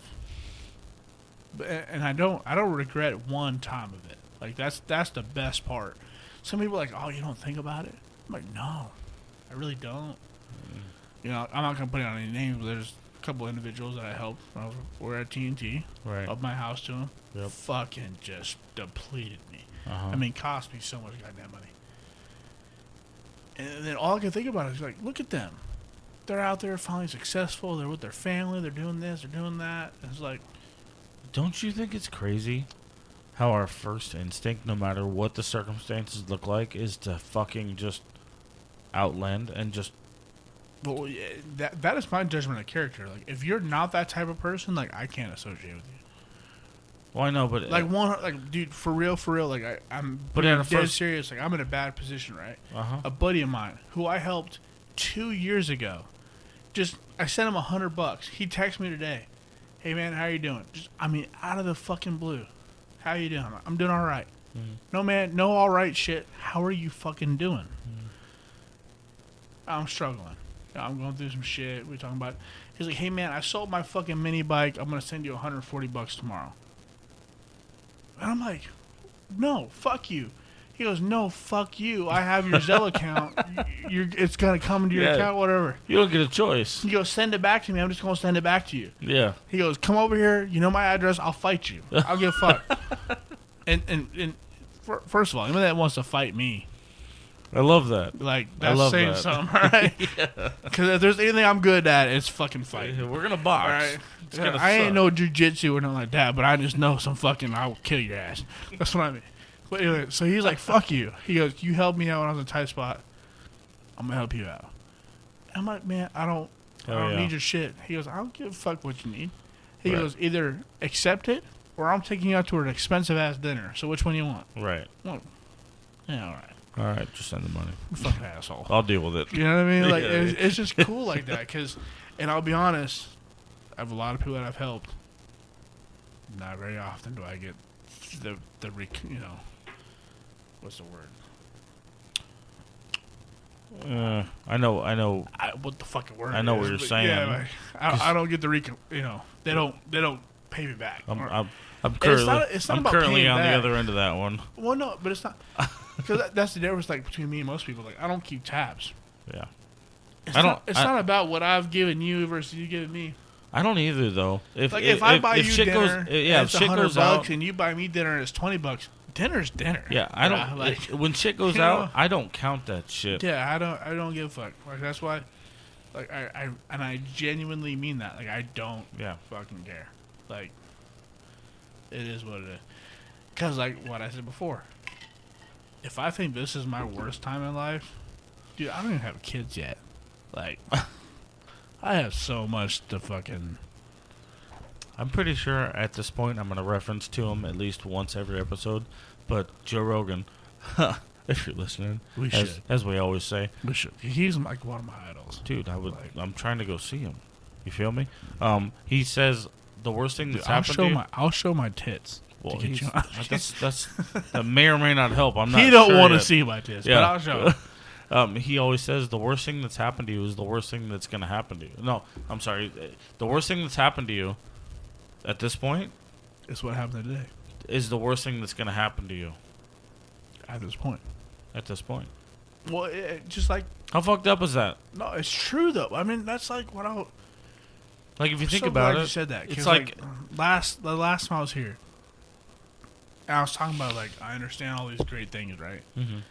And all I could think about, and I really think about this. I think about it all the time. Like I'm so pissed off. I'm so upset. Like this is bullshit. I just want to I want to end it all. Like I'm a very suicidal individual. Mhm. The fact that I haven't done it yet, he's like, which- it's fucking mind-boggling. I don't even know. no, which I've tried. It just that's a whole other fucking story.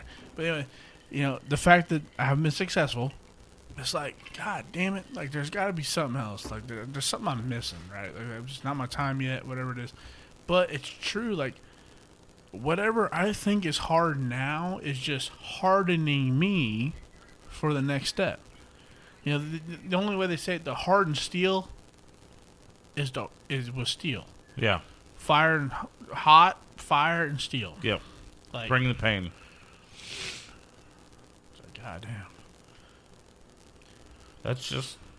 I mean, he's I not don't know, wrong. I don't know how much fucking pain I need, but apparently, whatever. I'll tell you right now. Once again, whatever higher power you look to me, it's God, Jesus, all that shit. Mm-hmm. Whatever the fuck they're preparing me for, I'm terrified. He's like, Because the shit, this better be a motherfucker, because I don't know what the fuck's coming.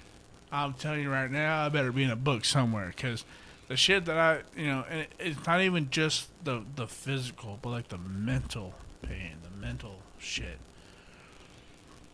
But then again, like I think about just today. picking up the shit just to come here and to talk about it. Yeah. I saw a dude that was probably going through 10 times what I can think about. Mm-hmm. I talked about it last time. Pressure is not knowing where your next meal is coming from. I gave him $20. That dude bought so much goddamn fried chicken.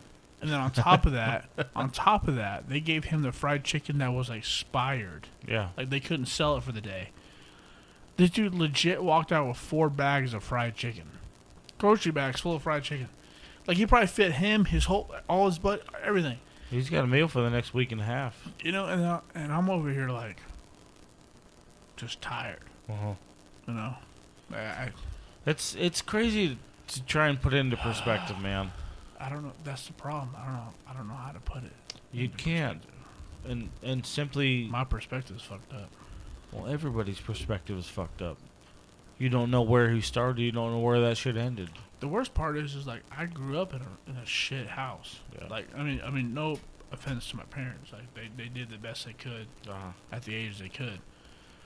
But it's like I know people that came from pretty good situations. I know some people that come from pretty bad situations. Right. I come from pretty bad ones. And it's almost like my ability to make good money at a young age was both a blessing and a curse. That makes sense? Yeah, it makes total sense. Because it's like, I wasn't born with a silver spoon in my mouth, but I made a silver spoon in my mouth. And then once you've lived that, Yeah. it's hard. Yeah. It's hard not to live that again. Mm-hmm. And unfortunately, I'm not living that right now. It was a hard pill to swallow, but once again, you can't appreciate shit until you have shit. I think That that makes sense? humility is Yeah. hugely important, if I had to guess. I know a lot of people that have had a lot of things. Uh-huh. They have lost it all. And they're a stronger person from not having it than they were having it. Yeah, I can see that. It's kind of where I'm like, kind of the point where I'm at. I even told about it the other day. I was like, my goal in life is to be successful. I haven't quite figured out what success is. Mm-hmm. Because some people will tell you that I am successful. I'll tell you that I'm not. Mm-hmm. So I haven't quite figured out the definition of success. But there's some people that haven't even achieved half of what I've achieved, and they consider that success. So it's kind of like I'm not a material person, except for vehicles. Except for vehicles. Like, hold up. Like, I will live in a fucking camper trailer and have a fucking 72 split bumper Camaro. 100%. Like, twin turbo fucking fuck yourself. Okay, car. It is kind of difficult. I find it very difficult to gauge. It's almost impossible to gauge your success off of what you think you know. Yeah. And that's Like, once again, somebody we work with today, I don't want to say names, but we talked about this. He's like, dude, you're 28 years old, and you've achieved this, this, and this. He's like, I am 40-something, mm-hmm. and I'm not even close to that. And it's like, in my head, I'm like, man, I'm not there yet. Like, I touched on it last time. Like, I feel like I'm so far behind. right. But then, like, to hear from him, dude, I'm fucking 10 years ahead of him, and I'm not even half his age. It's terrifying, right? You know, it's like, it is terrifying. I'm like, if I think I'm behind now, you know, what pisses me off, like, some people are like, oh, well, look at all these YouTube kids, these TikTok kids. Okay, well, I ain't that type of kid. Right. I'm the type of kid, I got scars, I got problems, I got health issues. Like, I work for my shit, you know. We were still fucking around with the water out the garden hose. Like, I hope this podcast takes off one day. Yeah, and like one day we were like, dude, I got a fucking paycheck for my podcast. I'm like, good, motherfucker. But remember where your scars came from. Yeah, You know what don't I mean? forget the shit. You know, remember us little guys. You know, but nah, man, it's a crazy world. Like, I feel like I'm an old soul. I should have been born fucking 40 years ago, 50 years ago, man. Will you reborn now? Oh, fuck. I said now, like it's gonna change next year. Will you reborn this year? Fuck, hold on. I gotta remember. Are you 93? 94. 94. I was like, God damn, hold on. How old am I? I'll do the math. 94. I was born in 94. That's crazy. I have a hard time with my birthday sometimes. You know what pissed me off? The whole millennial thing. Some people will tell you millennials are like 90s to 2000s. Right. And some people will tell you millennials are like 99 to the, I'm like, well, which one am I? Because I tell you right now, the way that I was fucking raised wasn't as millennial shit. I think Okay? I was raised on pain, respect, and discipline. still okay? getting your ass beat. Yeah, you know what I mean? Like, I think I touched on this last time. Maybe I didn't. So I got married. Those who don't know, January 26th. My dad was here on that Wednesday before. So we got married Thursday. The Wednesday before, we went golfing. We brought my little brother, who is 12, 13 years old, with us golfing. And this fucking kid, like, I don't even know if he knows how to wipe his own ass. Like, I really don't. Like, I seriously, I'm watching him, and I'm like, God damn, what the fuck is wrong with you? And I asked my dad, legit, I was like, Dad, was I this fucking bad? Like, was I like that? He looks at me and goes, no. No. He was like, absolutely not. He was like, well, let's face it. So he was 13 years old. At that time, I was racing motorcycles, dragging fucking knees and elbows. Like, I was going through some shit. You know what I mean? I was fucking, I don't know how to explain it. Like, I grew up in a race car world, which to some people sounds great. But when you also realize, like, I don't have a childhood because of it, It's a lifestyle. it's a different thing. You know what I mean? It's a whole thing. It's a whole lot of shit. But anyway, yeah, I was just looking at this kid. I'm like, please God, tell me I was not that fucking half retarded. I don't want to be associated with that. And this isn't like for a me thing. At 13 years old, I beat the shit out of my stepdad. Like, beat the fuck out of my stepdad. At 13. Yeah. My little brother is 12 years old, and my dad's like, this motherfucker couldn't kill an ant. You know what I mean? He's like, what happened? Like, this kid is something wrong. Like, Yo, I think this one came out broken. like if my little brother started wearing nail polish and makeup, it wouldn't even bother me. I'd be like, you know what? No It makes surprise. sense. Yeah. Yeah, like, it makes sense. I love him. Like, I ain't got nothing wrong with him. It's just different fucking world, man. Like, my dad was so young when I was born. Like, he treated me like a friend. It wasn't like I was his son. You know what I mean? Now he's like I was like, we're golfing, right? I'm trying. My brother moved away when he was young. I'm not the best older brother. Like, my younger brothers look up to me, but I haven't been there to mentor them.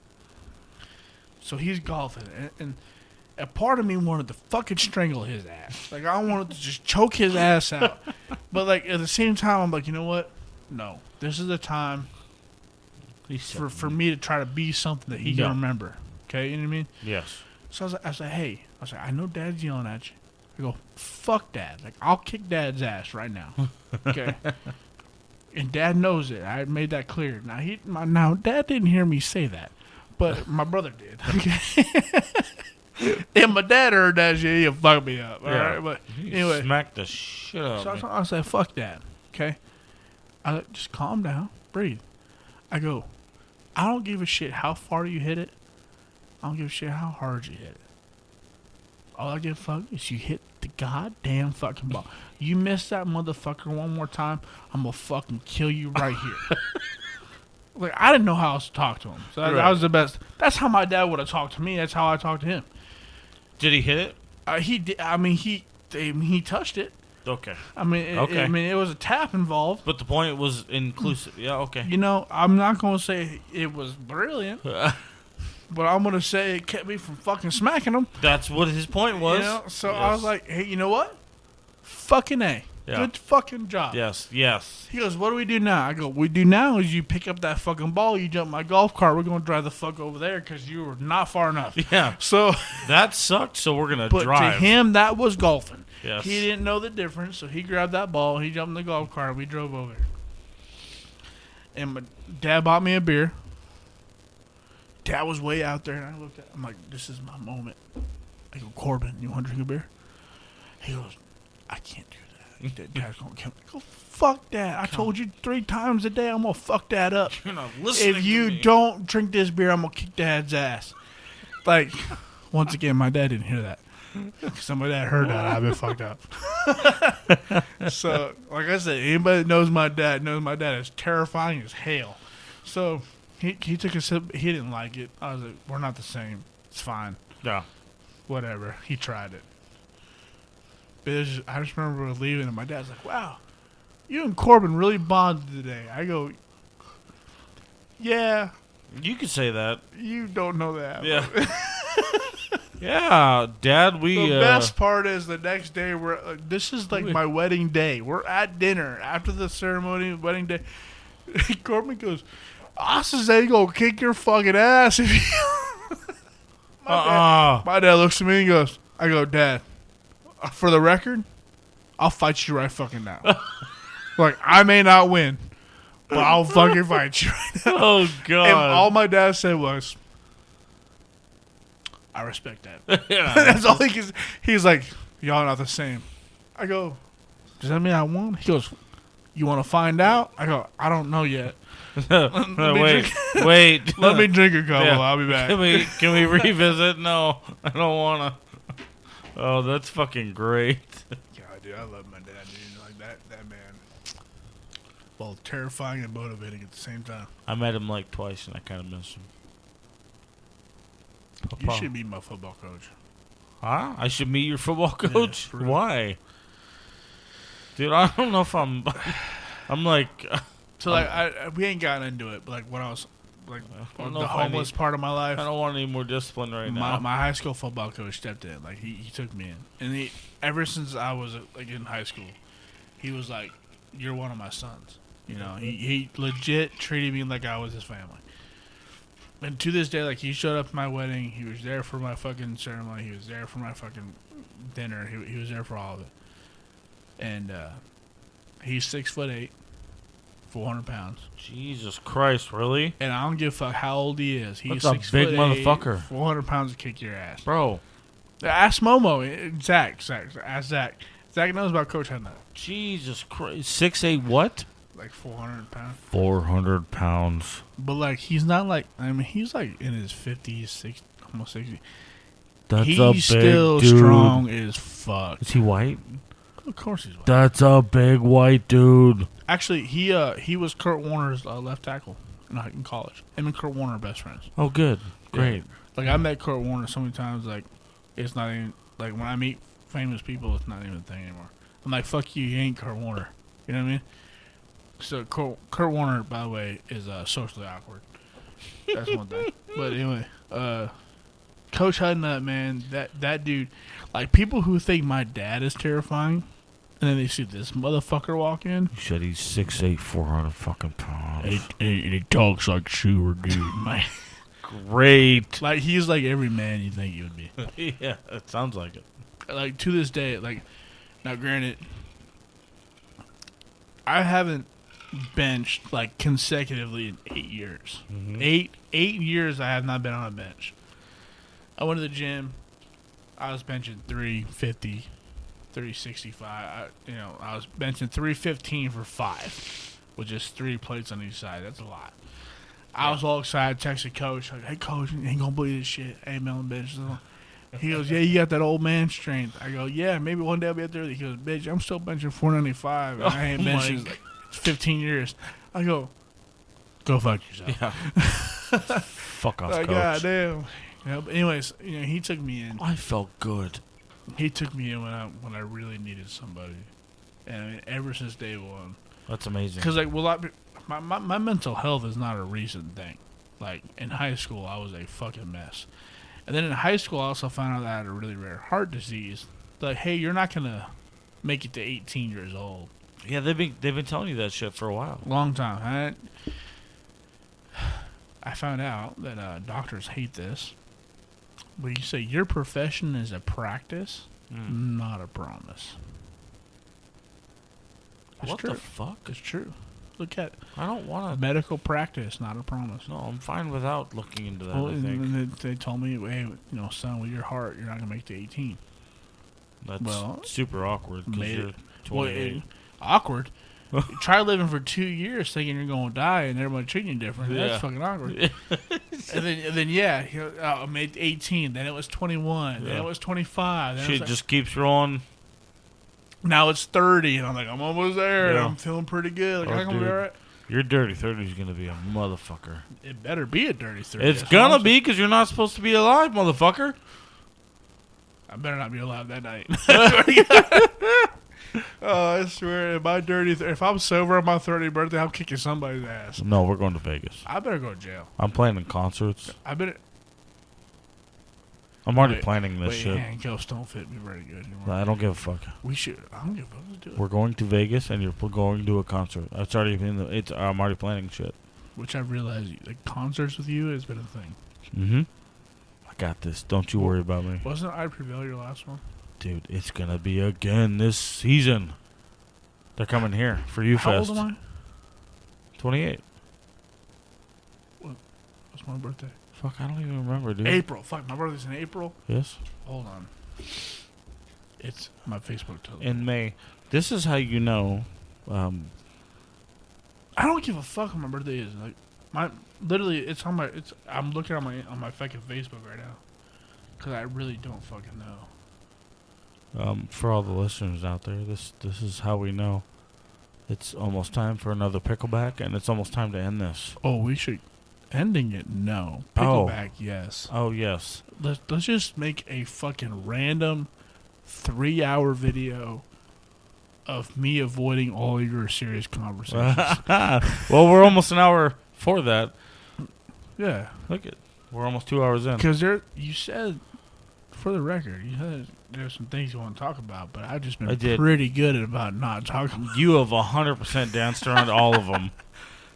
No, Um, the pickleback part though, yes. In May, May. U-Fest. Here. We're at Action Pavilion. It's not called auction no more. What's it called? It's now it's Talking Sticks. Wait, no, hold on. Action Bullshit. Pavilion was 83rd McDowell. Yes, they changed it. It's Talking Sticks shit now. Talking Sticks in fucking Scottsdale. Yes, I know, but they bought that. Just trust me. So You're probably right, because the headliners are Godsmack and I Prevail. Hey, lawn tickets. Godsmack is still going. Lawn tickets are $25 a piece. Austin. So we're gonna go, and we're gonna have it's 2:30 on a fucking Saturday. So, It's perfect old man time. dude, Perfect. I'm gonna be shit faced before I Prevail comes Yeah. on. Shit faced by 5. Yeah. Asleep by 7. We're good. It's gonna be great. They're like, what about the opener? No, fuck the openers. No. I think it's funny that you just said Godsmack, and we were literally just talking about Sully. Yeah. Before the fuck. Okay, anybody, I don't give a fuck. Anybody that's listening that doesn't listen to Godsmack, go watch Sully sing. His fucking neck vein. He is all neck. Dude, he is 5'5" of fucking voice. Yes. Like, Under Your Scars is one of my favorite songs, and watching him sing that song, like, he literally sings his whole heart out, and the vein in his neck makes me have a fucking cardiac arrest. From Boston, Okay. which is even better. Is he from Boston for real? Yeah, they're all from Boston. All of them? Yeah, the whole band. What? Yeah, it's super crazy, I'm almost kind of concerned. dude. Like, So the last person to enter that band was Kelly. every time I think about Boston, I think about Ted. The movie. Oh, damn Hada. Yeah. Fucking Mark Wahlberg. Goddamn. Shit, I don't want to be disrespectful now. What? The drummer. I wouldn't know. I only know Sully. I just know that Shannon Larkin. the first song that I can remember as a child, like legit, the first time I can remember saying, "Hey, that is my favorite song," was "Voodoo" by Godsmack. That's the first one. The first one that I can remember. Oh. That or Bloodhound Gangs. Oh, stop it! Animals. Yeah. Well, that's Animals or Discovery. That's censored. I'm being censored. But it is one of those two songs. And then I remember a friend of mine when The Matrix came out. Hold on, there goes the song. He said, "Hold on." Stand by. Inverted moment. Hey, you know what I have to say? Why are you? Excuse me. Shit? I did not mean to throw my phone. So in 20 Time Bomb. who's Random. But if you listen to Time Bomb by the first Matrix, Neo is fighting the dudes and he's like standing on the pole and swinging around. If you put that fucking song to that, dude, kick ass. Anyways. The year I turned 18, I don't know what year that was. I mean, math would figure it out. I'm 34. You're going to make me do it? Jesus Christ. So we're going to say it was like 2008-ish. Hold on. What year were you born? 88. 88? Yeah, you're old. It's okay. My wife's born in 88. She'll be so mad at her now. Plus 18. Yeah, 2006. Yep. So in 2006, my buddy Daryl, which is the one I was putting on blast earlier, he's going to be on here soon. He also got blown up. He took me to... It was Shinedown, Rob Zombie, and Godsmack. That was the concert. Shinedown was back that far? Yeah. And this is what pisses me off, was the fact that... What was your buddy Daryl's name? Daryl? Yeah, what was his last name? Tussing? Who? Tussing? DJ. You've met him. Who's the friend that I know that I met through towing somehow that knew you? Oh, I don't know. It wasn't Daryl. God, when I towed his car, I was like, oh, you know Sage? So, I saw Shinedown then, right? They were the openers. They were shitty-ass openers. Is it Brandon? I'm listening about... I saw Shinedown with Jelly Roll last year. And Shinedown still sucked live. They sucked? They still... was not a good live show. You know, Shinedown opened for Jelly Roll. And Jelly Roll was still so much better than Shinedown. Is that funny that Shinedown, who's been around for years, opened... Well, doesn't that tell you? For Jelly Roll. Yeah. Okay, although, I will say, their song Monsters, if you've ever heard it, listen to it. Shinedown? Yeah, Shinedown. It's Monsters? called Shinedown Monsters. Download it right now. I probably already have it, dude. It talks about, like, mental health. Yeah. And he's like, my monsters are real. Oh, yeah. I've definitely heard that. Yeah, you do that. I just recently found that song a couple weeks ago. Just do that. I just recently found it. And... You stop that shit right now. It resonates pretty hard with me. It, I don't know why, but it resonates pretty hard, man. I love... It irritates the shit out of me because their music, Shinedown's music, dude, is some of the most heartfelt shit I've ever heard in my life. And I will blast that shit all day on my fucking shit. Yeah, but they suck live. Oh, I don't know why. I don't understand it. Like their song 45, oh my god. You get a stadium singing that shit. Dude, it is... I'm going to say it, I don't give a shit. I think about suck starting a fucking 45 every day. Yeah. Like, I legit, this is not a joke, think about it all the time. That song is so, like, it resonates with me so bad. But then, like, I hear it acoustically, and I'm like, go and fucking suck a dick. Right. Like, what is wrong with you? You know? You're like, I don't know shit about fuck. Ah, dude, it's terrible. Yeah. And if people, disagree, I don't care. So, it's, like I said earlier about fuck your feelings, I really don't give a shit. I agree with you. Dude, we should just make this a randomly super long podcast. It's already headed that way. What's your longest one so far? Probably. I know Zach's was 2 hours. It was close. You know, Zach's gonna hear this right now and go, fuck that, we're doing 4. He's up. No, bitch. Now we're in 3. No. God, that'd be a day, though. I'm telling you, like I said earlier, me and Zach on the same podcast. We need to get on a microphone. We're going to do it. Well, I have more mics. He set it up. Yep. I can try and make it happen. I was yawning. Yeah. I may not even need another mic because maybe I'll just wire up to the mic that's temporarily Dude, we can turned just on. put this like right in and between you and us. Zach can just We'll fucking just let it rip. You and Zach should just handle an episode. Shit. That'd be cool as fuck, Just- actually. Just the stories alone between us two. Would you guys do it? I'm sure we would. Just let you and Zach handle a fucking I episode? should call him right now. He'd probably answer the phone. Do it. He's at work. So, 1 o'clock in the morning? Yes. Where's he working? He's a bouncer, bro. Where? Bombers. Call him, though. Let's see if he answers. Is he at Bombers? We should go to Bombers. No. That would not be good. I'm definitely calling him right now. Don't speak here. I am so thankful for everybody listening to this. I hope it's the same number. You guys are the real MVPs. It's really calling. Yeah. It's a real thing. He probably won't answer. No. He knows you're coming on. He liked the episode. Well, that's not good. Or is it? I don't know. That's super funny. I should call Bomber. Looking for Your that. call has been Oh, yeah. Fucking dick. So obviously you know that the little blips that I post, Blips, yeah. they go live immediately. So he knows you're on tonight.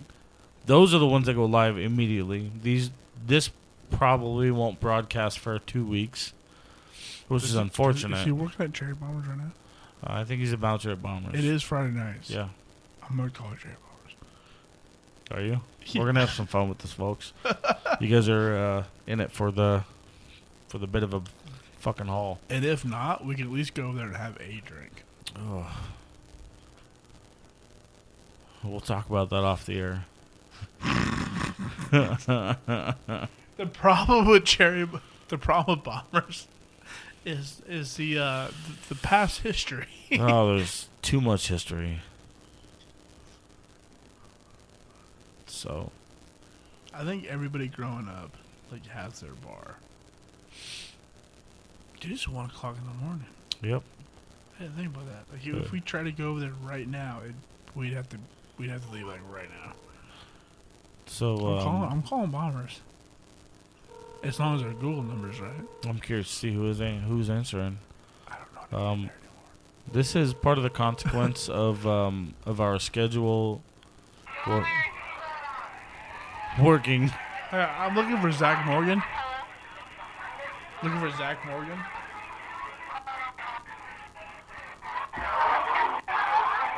Oh, it's so busy there. Oh, dude. Just get hung up on. No. Well, Oh, we're on hold. Part of the shitty part of our schedule, 12, 13-hour days, is we get the unfortunate ability of recording and conversating when we have the time, and sometimes that leads us to times like now when you get hung up on. I tried. It's almost like 1 a.m, but we're here trying to, have some drinks and give a good conversation.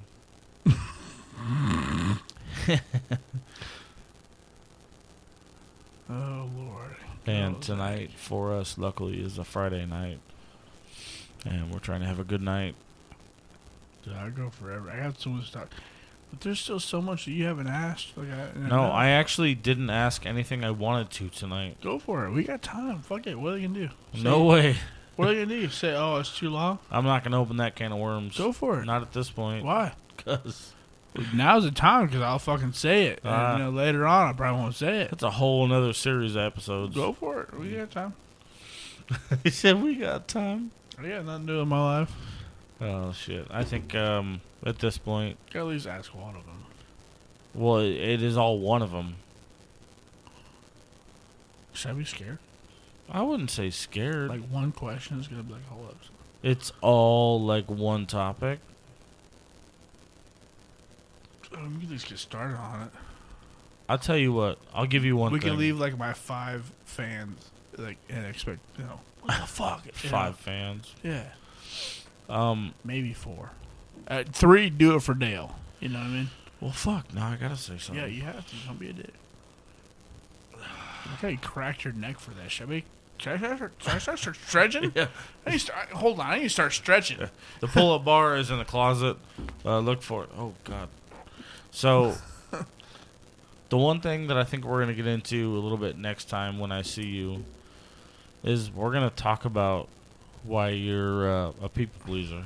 God, that's terrible. Yeah, I know. It's a whole another episode's worth. But I want to talk to you about it. And I want to get to the bottom of it. That is such a shitty, but like a good subject. Yeah, At the same time. yeah. I know the way I worded it was super shitty, and I apologize for that. No, it wasn't. It was like it's shitty for me. Like, but it's maybe learning from others. Like I don't know. But we're gonna delve into that Others one. learn from me, I guess. I say it the way I say it because I think that you don't. No, I say it the way I say it because I don't want you to be that way. Because I don't think that people deserve what they get from you. I can agree with that.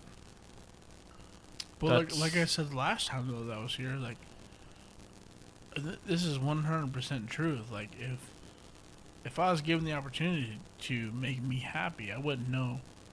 Like just because I had billions of dollars doesn't mean I'd be happy. Like I really, outside of being a servant for others, I don't know who I am. That makes sense? It makes a lot of sense, but like prime example today. It wasn't the fact that the gentleman was homeless. mm-hmm. It was just the fact that I was able to do something for somebody else. Like it had nothing to do.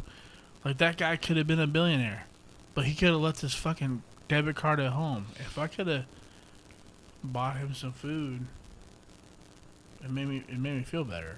Like, you know the what? problem with me is I've done a lot of wrong.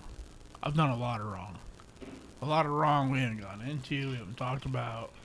I don't even know if I will talk about it. I try to compress it and try not to talk about it as much. But I've done a lot of bad things in my life. Uh-huh. A lot of things that people don't realize. A lot of things that my family doesn't understand who I am. And it's almost like my way of coping with that is by doing right by others. If I can try to be, I don't know how to explain it, be it, the saving grace or the saint or whatever it might be for that person that day. Like if I can just try and do some good for somebody, it makes it almost like all the bad things that I do better. As terrible as that sounds, because I understand, and I 100% believe, no matter what you did, no matter who you are now, it does not change who you were. Make sense? Because one thing I've learned about somebody, this is 100% true, coming from the fucking devil himself. People don't change. People just get better at hiding who they are. If I'm being honest with you, man, I'm going to disagree on that token. Disagree with all you want. You're in denial. Don't get me wrong. People understand, hey, what I did was wrong. Yeah. That doesn't mean you don't still have those urges, those tendencies, those... Oof. Oh, God, that's like 2 episodes in itself. That's what kills me the most. Like, oh, you That's can a- change. that's no, a you good one. can't. You can't. You just get better at hiding who you are. You are who you are. And you are who you are for a reason. Good or bad.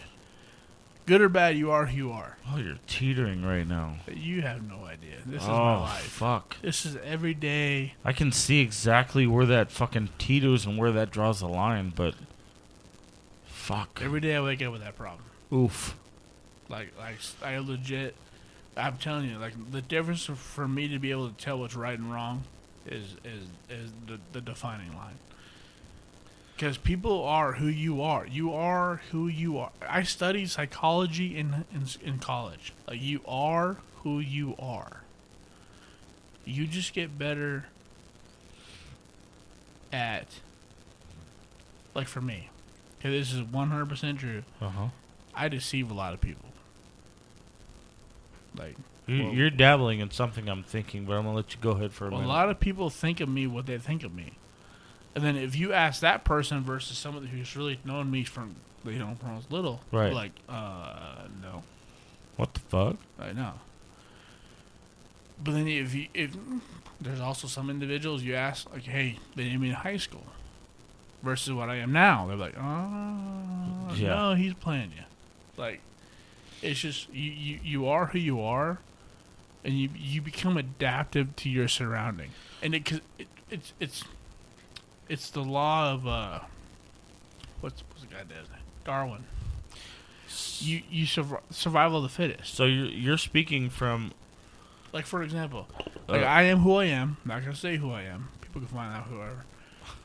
But like, if let's just say you are who you are, and for some reason I want to be friends with you. Mm-hmm. I will slowly mold myself to what you want me to be. Mm-hmm. So all you see is what I am. But then, what you don't see is who I am. That makes sense? Yeah, it makes total sense. Like, as fucked up as it is. Like, people are like, oh man, you're so understanding. No, I'm understanding because I know the dark side of it. That makes sense?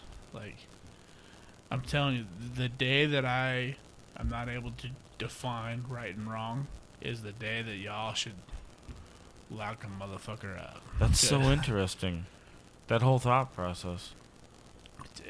You have no idea. I think about it all the time. Like, coming from somebody, you're educated to some degree. Yeah.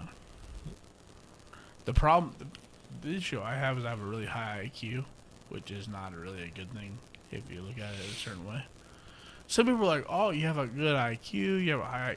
Like, my IQ, the last one I said was a 187, which is like fucking... Like, a 150 is like genius, right? I was like, did you pinpoint it at 187? Yeah, no. Because that's fucking That's healthy. whatever the fucking test that I took. They said, hey, your IQ's a 187. Great. Okay. They marked him at 187. Awesome. But do you know where my 187 was accompanied to? What was psychology?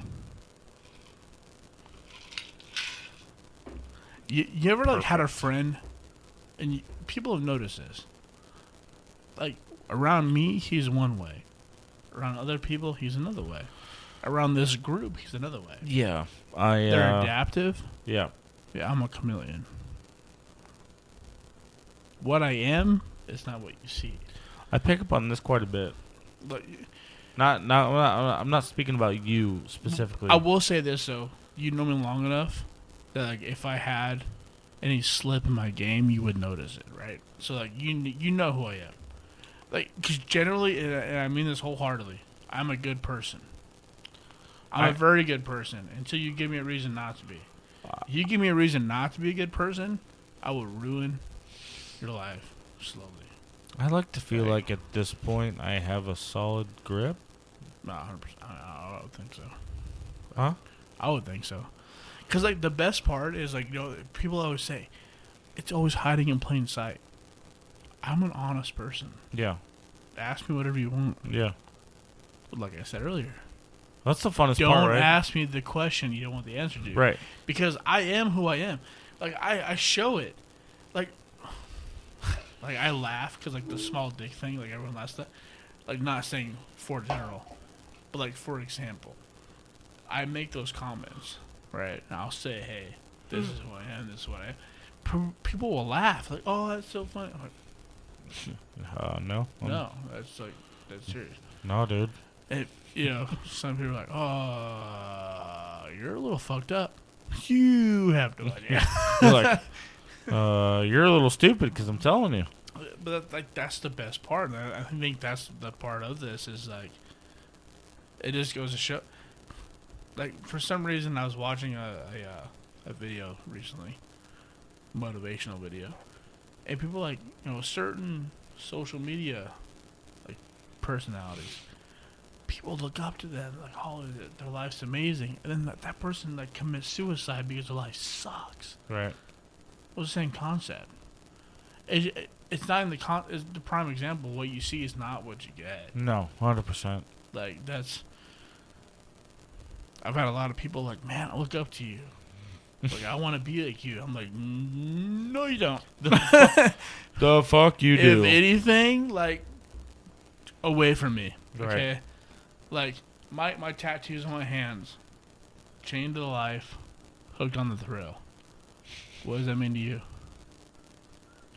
Well, I know what it means to me. What does it mean to you? I mean, you're making operator references. But is it? I don't know. You don't know.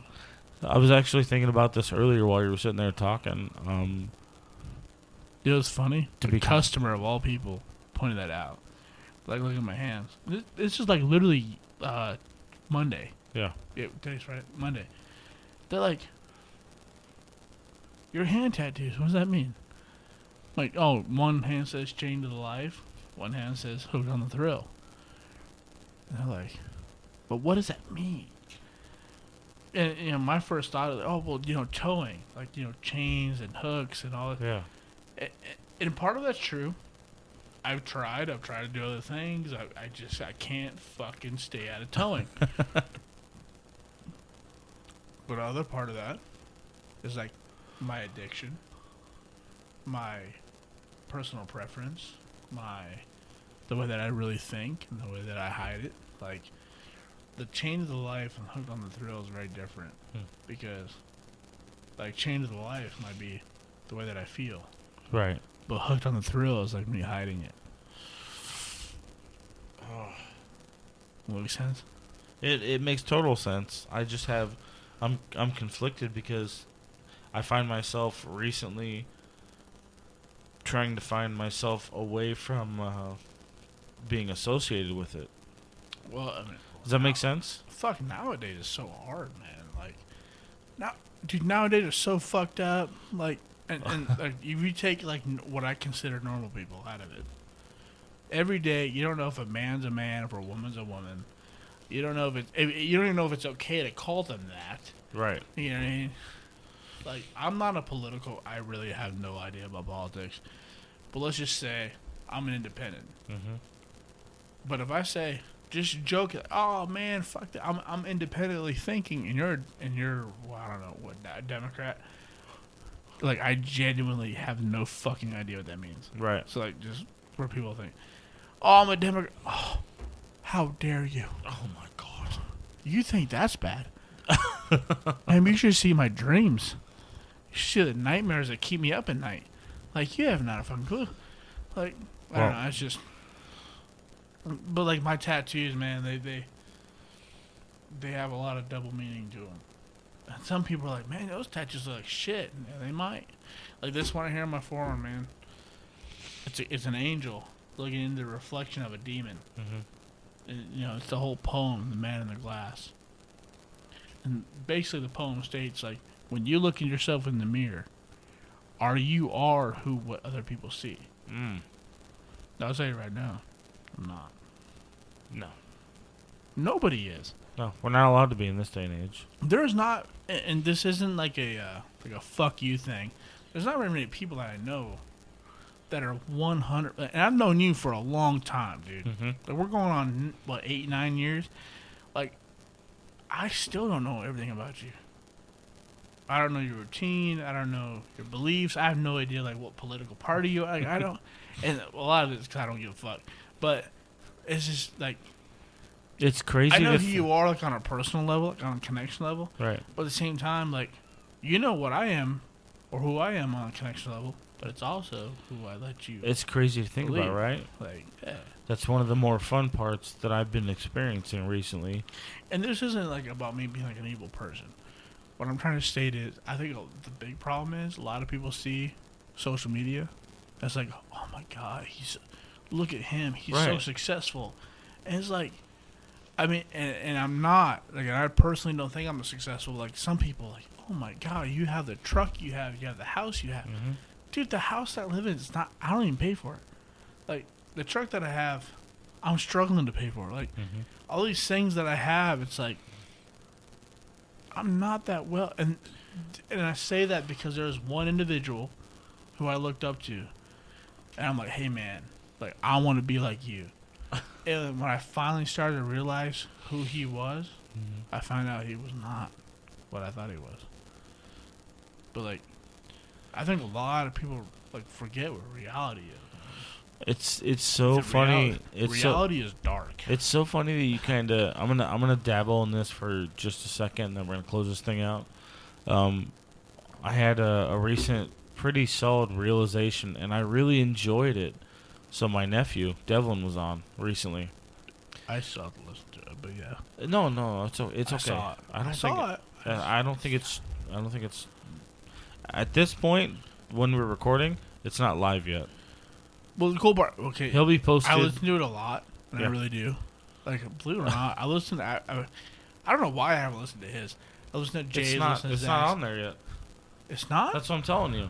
Oh fuck. Is at this point Well, while that we're would make recording, sense. it won't be broadcasted until next week. Well, that makes sense. So, Cause I listened to Zach's a couple times, I listened to James a couple times. yep. I've even fallen asleep to some of it. I have these bitchin' headphones I can wear while I sleep. It's Yeah. great. But Um, it's almost like a storytelling. We had me and my nephew had a really fun conversation because he's my nephew, right? I obviously grew up with him since birth. Him and I lived together in many different situations. Random. Is he the aunt? Remember when we played beer pong at somebody's house? That was my sister's house. Is this your sister's That's son? my sister's son. Yeah, Devlin. You remember? Remember when you told them, "Hey, Yeah, he's never played. He's never played." He's never played beer pong. Wow. Dude, okay, That was the roughest 4 games of their life. like totally random, totally random. But dude, like, so Oh God, that was a good night. Amanda's dad and stepmom was over like last weekend. Yeah. I was on call, but I smoked some barbecue. They came over for dinner. Mm-hmm. And Dad started talking about beer pong. He goes, "Hey man," he goes, if there's anything that I remember about when you first started dating Amanda was Josh coming home just mad as fuck. About beer pong? Yeah, because I told him the same thing. Like, hey man, I'm not very good at this. I have no Oh idea. yeah, I never played this Like, before. teach me the rules. Yeah. Same thing I did at your fucking sister's house. Yeah. And we just swept the board. Like, cause I used to, hey man, I used to pay my rent by playing beer pong. Like, I had to be good at it. You proved it too. Several times. Especially over there. But I remember the best part was like me meeting your family, which is not what you would expect. No. Your family's like, is it Mexican or Indian? Mexican. Mexican. Yeah. So very brown. Yeah. Versus you very white. Yeah. And I'm like, so already I'm like, What the fuck? I'm not in the right spot. Yeah, wait a minute. And then you're like, yeah, dude, I'll teach him how to play. Like, we'll figure it out. And I'm like, bro, and you're like, just do you. I'm like, bro, they're gonna figure it out. Like, I'm gonna get my ass whooped. Do me what? Like, you would throw the ball, you'd make a cup, I'd make the same cup. Dude. And then you'd miss, I'd miss. Or you'd make the same cup, I'd make the same cup. And it's 3 every time. Yeah. All of a sudden, they never made a single cup in their fucking whole game, and we're like, down to the last cup. And like, we just kept missing like 4 or 5 chances in a row, just trying to give them a chance. Finally, I'm like, fuck this, dude. I just drained that motherfucker. Dude, like, you remember what that, the fuck? And the you best remember part was, that game cup for cup. I stared him in the eyes. I go, hey. I'm done fucking around.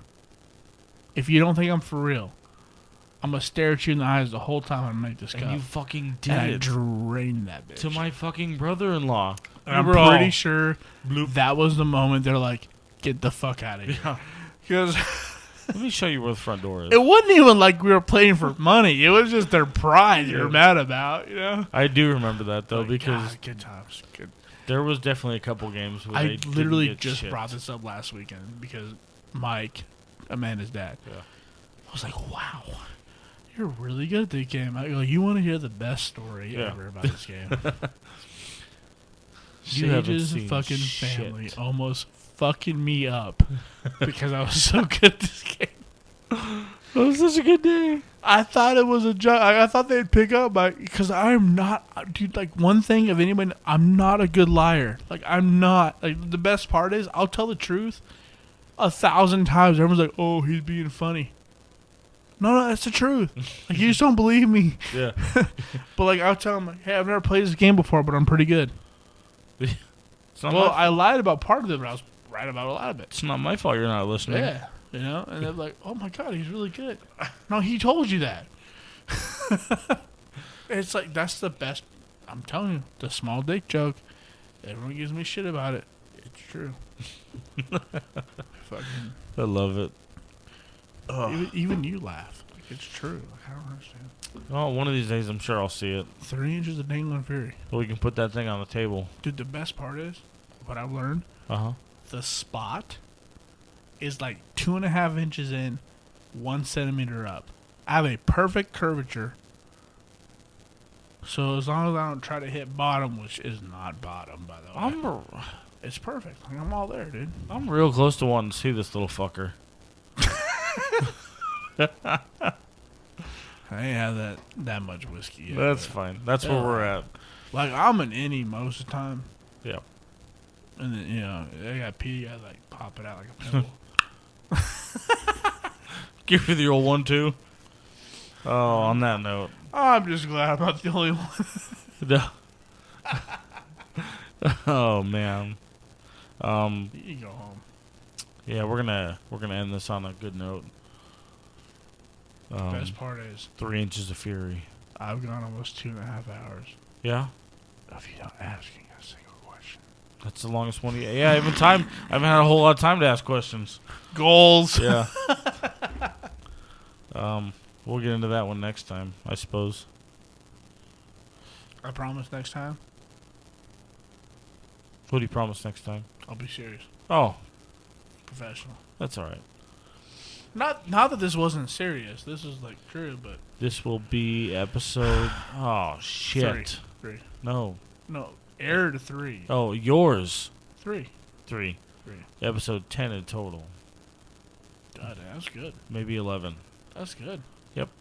So Well, you can't. Zach's here every fucking 4 hours. every goddamn 4 hours. And goddamn, I love listening to Yeah. that shit. Just so we're clear, we love Zach. Like every time I'm telling you for real, his first story made me cry because I was there. Like I lived through that moment with him, and it was.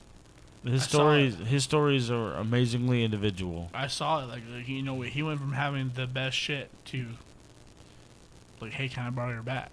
Yeah. Like, that's why, like, to anybody out there listening who wants to, like, discredit Zach, I was there. Like, I know. Do you have any plugs or honorable mentions that you want to bring up? About what? Any plugs? Anybody you want to shout out? Nothing like that? Bro, I don't have friends. I talk to you. Oh my goodness. Like, well, I mean, when I first started, I don't really know if we're on the air yet or not, but my buddy who is, you don't have a leg, Yeah. a butcher.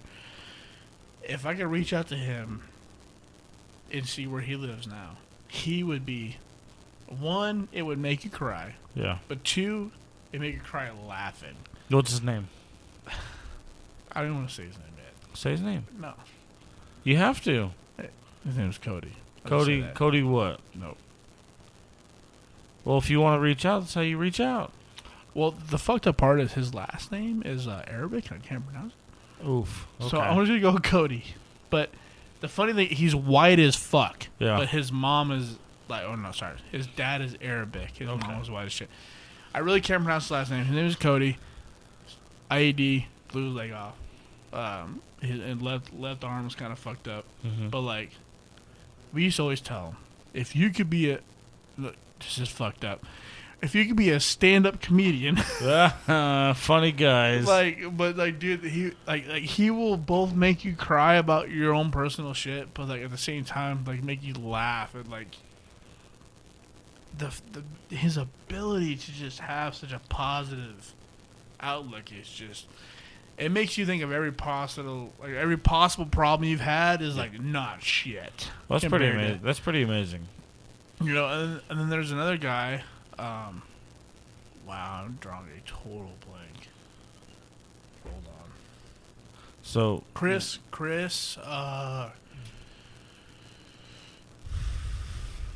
Holguin.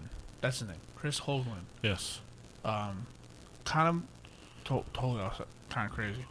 I met him being a paintball referee at 18. Strange. This dude fucking annihilated people. He come to find out he's a Marine sniper. And one of his tattoos on his arm is a Grim Reaper holding a bag with skulls. And every skull represents a death of his. Mm-hmm. Well, there's 7 little skulls. And he had to kill. It's not a good accommodation, but he is the most lethal sniper of children. Oof. He's had to kill the most children recorded as a sniper for carrying bombs, whatever it might be. It's a whole different conversation. He lives in Colorado now. Yeah. But if there's ever a way I get him on here, what's his name? Chris Holguin. Chris Holguin. Holguin. Holguin. If for some reason this reaches you, my friend, please reach out. meversusmeinfo@gmail.com. Yeah, that dude. Or reach out to Austin Mathews. I'd love to talk to you and get you on. Dude, he let me sit down in his living room and watch all of his GoPro footage of him overseas. Oh no. It was terrifying. Oh no. 100%, I'm not joking. This isn't a joke. It was terrifying. Yep. The shit that I thought I've seen in life ain't nothing compared to what this guy's seen. Looking down the scope of a rifle and taking down fucking children is different. But, so, I have to pee. Yeah, so we're going to wrap this thing up I was trying to do 20 minutes ago. You got your plugs in. Love, peace, and bacon grease. Love, bacon, bacon grease. Bacon grease. What the fuck? He's going to bounce out and go take a piss. We're going to end this with, I appreciate everybody listening as usual. That was Austin Mathews. Also, shout out to Easy Towing. That's Greg, Carol, and Daniel Theme. You guys are all badasses. I don't know if you all are listening, but the owners of Easy Towing, TNT, TJ Kiley, everybody related. Thank you for everything, for the amazing experiences, stories, and as always, I repeat, for any questions, comments, concerns, wants to be on, me vs me at gmail.com. I'm sorry, me versus me info at gmail.com. Facebook, Instagram, TikTok, me versus me podcast.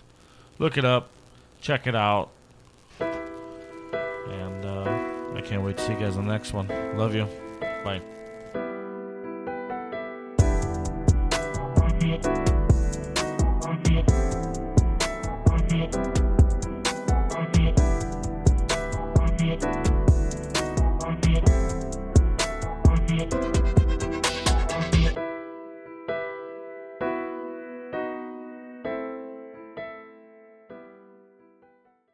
With the Lucky Land Slots, you can get lucky just about anywhere.